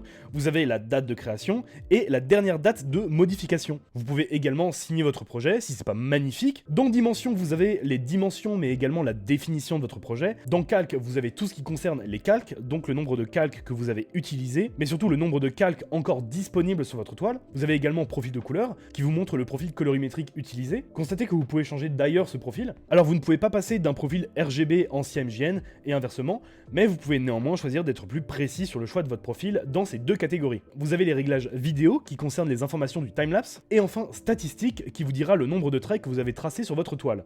Marrant. Mais également le temps d'ouverture de votre projet et la taille totale du fichier. Voilà, ça c'était les informations sur la toile, et c'était cool. Vous avez également les fonctions retourner horizontalement et verticalement. Ces fonctions, elles permettent de faire ce qu'elles disent, mais attention, elles retournent horizontalement ou verticalement votre toile, et non un calque. Vous retournez donc l'entièreté de votre projet si vous utilisez ces fonctions. Vous avez la fonction référence qui, si vous cliquez dessus, va faire apparaître une fenêtre que vous pouvez déplacer en draguant après avoir cliqué sur la barre au-dessus, comme ça, voilà. Cette fenêtre vous permet d'ajouter une photo ou une image de référence pour vous aider dans votre dessin. Pour faire ça, vous allez sur l'image, puis vous faites importer une image, et là vous pourrez choisir dans votre photothèque l'image qu'il vous faut. Vous pouvez zoomer ou dézoomer l'image dans cette fenêtre en la pinçant, et si juste vous cliquez sur la fenêtre, vous enlevez l'interface, que vous pouvez faire réapparaître en cliquant dessus à nouveau. Pour changer d'image, il vous suffit de cliquer sur importer. Le seul point un peu con avec cette option, c'est que vous pouvez pas color pick dans votre image de référence, et ça, c'est pas pratique. Avec cette fenêtre, vous pouvez faire ça, mais pas que. Vous avez également l'option toile qui vous permet de toujours avoir une référence de votre toile entière, qui est pratique surtout si vous dessinez généralement en très zoomé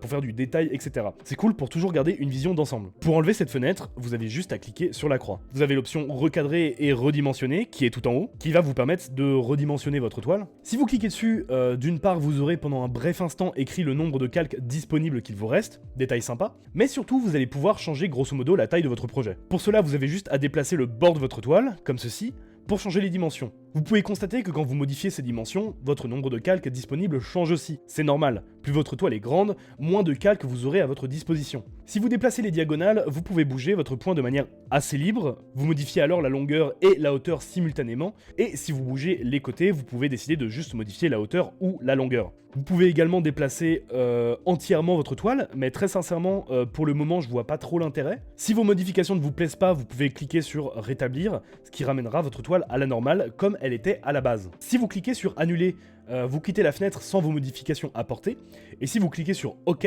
vous quittez la fenêtre avec vos modifications. Vous avez aussi une option réglage qui est très pratique, qui permet de redimensionner votre toile en rotation par exemple, mais surtout d'être beaucoup plus précis sur les modifications générales apportées. Tout en haut, vous avez les valeurs de dimension de votre toile que vous pouvez modifier en cliquant dessus, en rentrant ensuite les valeurs désirées, si vous souhaitez redimensionner votre toile tout en gardant les proportions. Vous avez juste à cliquer sur l'icône des maillons là, ce qui va permettre de modifier la taille de votre toile tout en conservant les proportions.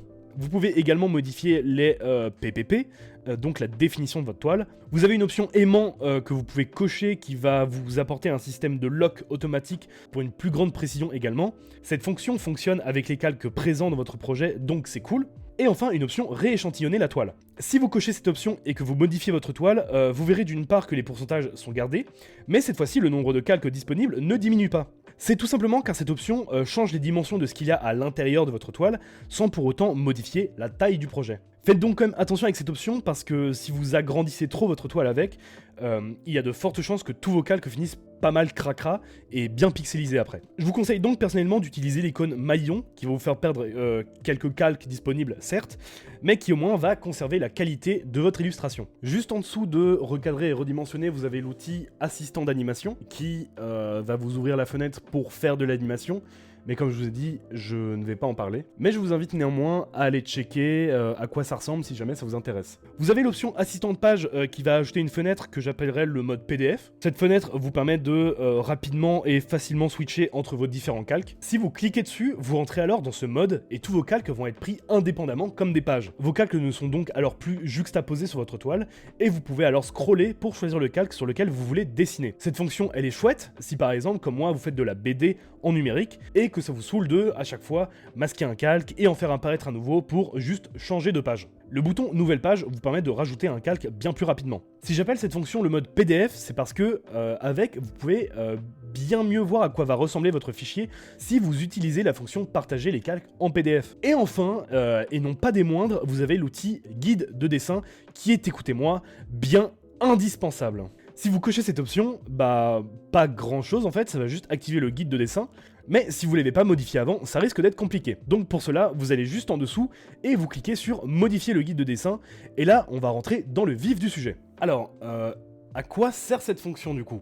Et ben cette fonction va vous permettre d'ajouter des repères, des aides, pour mieux vous guider dans vos intentions de dessin. Ces repères sont la grille 2D, le repère de perspective isométrique, le repère de perspective tout court et surtout le repère symétrique. On va revenir sur ces onglets après, mais d'abord on va parler des options. On va se mettre sur grille 2D pour l'exemple qui affiche un grillage. Ce grillage, vous pouvez régler sa couleur avec la barre de défilement en haut, vous pouvez régler son opacité avec la barre de défilement opacité, son épaisseur également qui est juste à côté, et également sa taille sur la barre de défilement taille de grille. Voilà, ces options sont disponibles pour chacun des onglets, donc j'en parle en premier. Maintenant, on va parler concrètement de pourquoi cet outil est cool. Toujours dans grille 2D. Quand j'ai fini de bien calibrer ma grille, vous verrez que si on clique sur OK, la grille reste. Car rappelez-vous, le bouton guide de dessin est coché. Pour que cette option soit utile, vous sélectionnez un calque et vous cliquez sur assistant de dessin. Voilà, maintenant que votre calque est en mode assistant sur votre grille, on peut voir écrit sur votre calque le terme assisté. Ce qui veut dire que si maintenant vous dessinez, comme par magie, vos traits vont s'aligner pour suivre les repères. Comme ça, vous n'avez plus à attendre 3 plombes à faire des lignes droites, l'assistant de dessin s'en occupe pour vous. Si vous voulez ne plus utiliser le repère pour dessiner, il suffit de cliquer sur votre calque et de décocher l'assistant de dessin.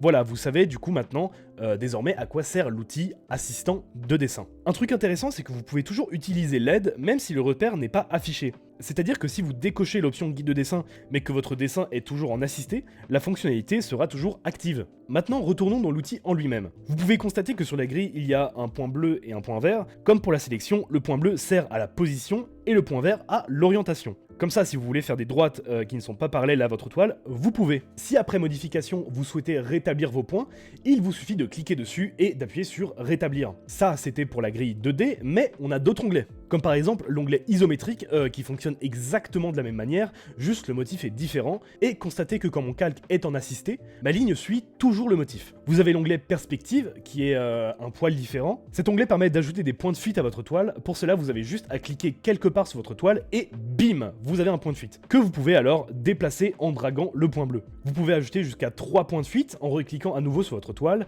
et surtout, fait très intéressant, vous pouvez sortir les points de fuite de la toile pour les mettre partout où vous voulez sur votre espace de travail. Et encore une fois, si mon calque est en assisté, mes traits vont suivre parfaitement la perspective, c'est encore une fois incroyable. J'adore le dessin, j'adore l'illustration, Procreate est une bonne appli, j'aime. Et enfin, vous avez l'onglet symétrie qui est trop bien et trop pratique. Bon, je pense que vous avez compris, dans ce mode, votre trait ne va pas suivre un repère, mais va à la place se dédoubler pour former une symétrie. Ce qui nous offre de super beaux dessins, mais mon dieu, mais vous avez vu ça ou quoi là? Et surtout, c'est assez complet, puisque vous avez 4 modes de symétrie différentes que vous pouvez trouver dans le bouton option qui se trouve juste à côté dans cet onglet. Vous avez la symétrie verticale, celle que je viens de vous montrer, mais également la symétrie horizontale, la symétrie quadratique et symétrie radiale. Tous ces modes sont trop cool, je pourrais passer des heures à dessiner juste avec ça. C'est très relaxant, mais ce qui est encore mieux, c'est que vous avez un bouton symétrie par rotation que vous pouvez cocher. Ce bouton va tout simplement vous permettre de passer d'une symétrie axiale à une symétrie centrale. Et cette option s'applique aux 4 modes de symétrie présentés précédemment. Donc voilà, la symétrie c'est trop cool, c'est sans doute la chose la plus satisfaisante à faire sur cette appli, donc n'hésitez pas. Dans tous ces onglets, vous avez également un bouton dessin assisté que vous pouvez cocher si vous souhaitez que le calque sur lequel vous êtes passe directement en assisté. C'est pour gagner du temps et éviter d'aller dans vos calques pour faire ça à la main en gros. Voilà, on en a fini avec les actions. Et plus ou moins le gros du gros de Procreate en fait. Les options et les fonctions importantes et surtout présentes dans l'application ont presque toutes été présentées. Mais je pense qu'un truc cool sur lequel on pourrait revenir rapidement, ce sont les commandes tactiles. Bon, je vais aller assez vite, je vais juste énumérer rapidement toutes les commandes tactiles, enfin du moins celles que moi je trouve personnellement intéressantes. Si vous tapotez avec vos 4 doigts sur l'écran, cela enlève l'interface, que vous pouvez faire réapparaître avec la même commande. Comme j'ai dit auparavant, pour zoomer et dézoomer, c'est avec vos 2 doigts que vous pincez sur l'écran. Pour pivoter votre toile, vous pincez avec vos 2 doigts et vous tournez. Si vous pincez très rapidement l'écran, cela réadapte la toile à la taille de votre écran. Tapoter avec vos 2 doigts, c'est le retour arrière. Si vous restez avec vos 2 doigts enfoncés, vous faites le retour arrière express. 3 doigts, c'est le retour avant. Et comme pour précédemment, si vous restez enfoncé, c'est le retour avant express. Si vous désirez effacer l'entièreté d'un calque rapidement, il vous suffit de frotter l'écran avec 3 doigts. Mais bon, j'avoue, cette fonction, elle marche une fois sur 3, on va dire. Et enfin, si vous glissez 3 doigts vers le bas, vous faites apparaître la fenêtre couper, coller, copier. Voilà, ça c'était les commandes tactiles. On arrive bientôt à la conclusion, mais il reste une dernière chose sur laquelle je voudrais parler. Un truc que je savais pas, personnellement, en commençant le dessin numérique, c'est que les brushes, et bah ça peut s'acheter en fait. Il y a énormément de sites qui vous permettent d'acheter ce genre de choses, comme par exemple Creative Market, sur lequel vous pouvez trouver des packs sympathiques, mais aussi pas mal d'autres choses. Je vous conseille de zioter ce site, et même internet en général. On peut en trouver facilement des vraiment pas mal qui peuvent vraiment nous aider. Et parfois vous pouvez même trouver des brushes ou même des packs de brushes qui parfois sont gratuits. Cependant, pensez toujours bien à vérifier si le produit que vous avez acheté sur internet, il a pas l'air chelou. On n'est pas à l'abri voilà, d'un virus quoi. Mais surtout qu'il est bien compatible avec Procreate. Parce que encore pour l'instant, une immense partie des brushes qui sont vendus sur internet sont surtout compatibles avec Photoshop en fait. Alors bien sûr, si vous débutez, je vous conseille bien évidemment de commencer avec les brushes que vous fournit Procreate, qui sont là par défaut, surtout qui sont vraiment tous trop bien. Mais voilà, si à la longue vous progressez, vous vous familiarisez, sachez que ça existe et que des fois on trouve des bonnes pépites. Comme par exemple, une fois, j'avais un exercice à faire pour les cours qui demandait de dessiner une forêt. Et comme j'avais la flemme de dessiner tous les brins d'herbe à la main, j'ai acheté un pack de brushes qui faisait spécifiquement ça à ma place. Et ça m'a bien aidé, je dois l'avouer. De même, quand j'en ai marre de devoir dessiner à la main des motifs de flèches, bam, voilà, un bon pack de flèches et c'est plié. Peut-être que ça va paraître super con, ce que je vais dire maintenant, mais si vous débutez en dessin numérique, apprenez à être feignant. Vraiment, ça peut vous faire gagner des longues dizaines de minutes. Le numérique, contrairement au dessin traditionnel, ça vous apporte des outils qui sont dédiés à justement vous faire gagner du temps. Et donc voilà, ça peut être sympa de s'en servir, si vous le désirez bien sûr. Je pourrais également vous parler des packs de textures pour Procreate qu'on peut également trouver sur internet, mais cela voudrait dire qu'il faudrait que je vous explique comment ça marche, et voilà, je manque de temps. Donc voilà, n'hésitez pas à vous renseigner là-dessus si vous désirez voilà, apporter des petites textures sympathiques à vos illustrations à l'avenir. Et bien voilà, on a plus ou moins fait le tour. J'espère que ce tuto vous sera utile, que j'ai réussi à bien expliquer. C'est le premier tuto que je réalise, donc voilà, je m'excuse si à certains moments c'était un poil trop rapide ou peut-être un peu trop confus. Encore une fois, désolé de ne pas avoir pris le temps de parler de vraiment tout Procreate, de l'animation, voilà, de l'atelier des brushes, etc. Mais vraiment, vraiment croyez-moi quand je vous dis que cette vidéo a sans doute été la plus longue et la plus compliquée à écrire. Et je voulais vraiment pas faire, bah ouais, une vidéo de 2 heures quoi. Dans tous les cas, s'il vous manque des informations, je mets dans la description le site officiel de Procreate, sur lequel vous pouvez retrouver absolument tout ce que j'ai dit dans cette vidéo, et plus, mais en anglais. En tout cas, merci à vous d'être resté jusqu'à la fin, même si c'était long et fastidieux. J'ai pris beaucoup de plaisir à réaliser ce tuto. N'hésitez pas à me suivre sur Twitch, du coup, si vous désirez me voir dessiner sur Procreate en live, du coup. Je fais généralement du dessin, et si vous avez vu cette vidéo en entier, vous pourrez aller voir en action comment je me sers de l'application. Parce que dans ce tuto, on a vu au final la pratique, mais absolument pas la théorie. Donc voilà, n'hésitez pas à venir sur mes lives, je me ferai un plaisir de répondre à vos questions si ça vous intéresse. N'hésitez pas à me suivre également sur Instagram et Twitter, qui sont les réseaux sur lesquels je partage bah voilà, mes créations, mes illustrations, etc. Et voilà, je crois qu'on a fait le tour. N'hésitez vraiment pas à partager cette vidéo si vous pensez qu'elle peut être utile. Partagez-la à vos amis, voilà, qui par exemple se lancent sur Procreate ou dans le dessin digital de manière générale, on va dire. Et ouais, de manière générale, dans tous les cas, partagez. Ça reste le meilleur moyen de me soutenir et de soutenir les artistes en général. Encore une fois, merci. N'hésitez pas à dire dans les commentaires si d'autres tutos de ce genre vous intéresseraient à l'avenir, ou même des vidéos liées à Procreate, pas forcément des tutoriels. En attendant, je vous dis bonne journée, bonne soirée, bonne nuit, et surtout bon courage si vous vous lancez dans l'application. Vous allez voir que la prise en main est très rapide, donc pas de panique. Le dessin numérique, c'est toujours compliqué au début, mais à la longue, quand on commence à comprendre comment fonctionnent les outils, comment fonctionnent les fonctionnalités, à ce moment-là, ça devient une vraie partie de plaisir. En tout cas, moi, c'est comme ça que je l'ai vécu. Et voilà, en espérant vous revoir très bientôt. Salut!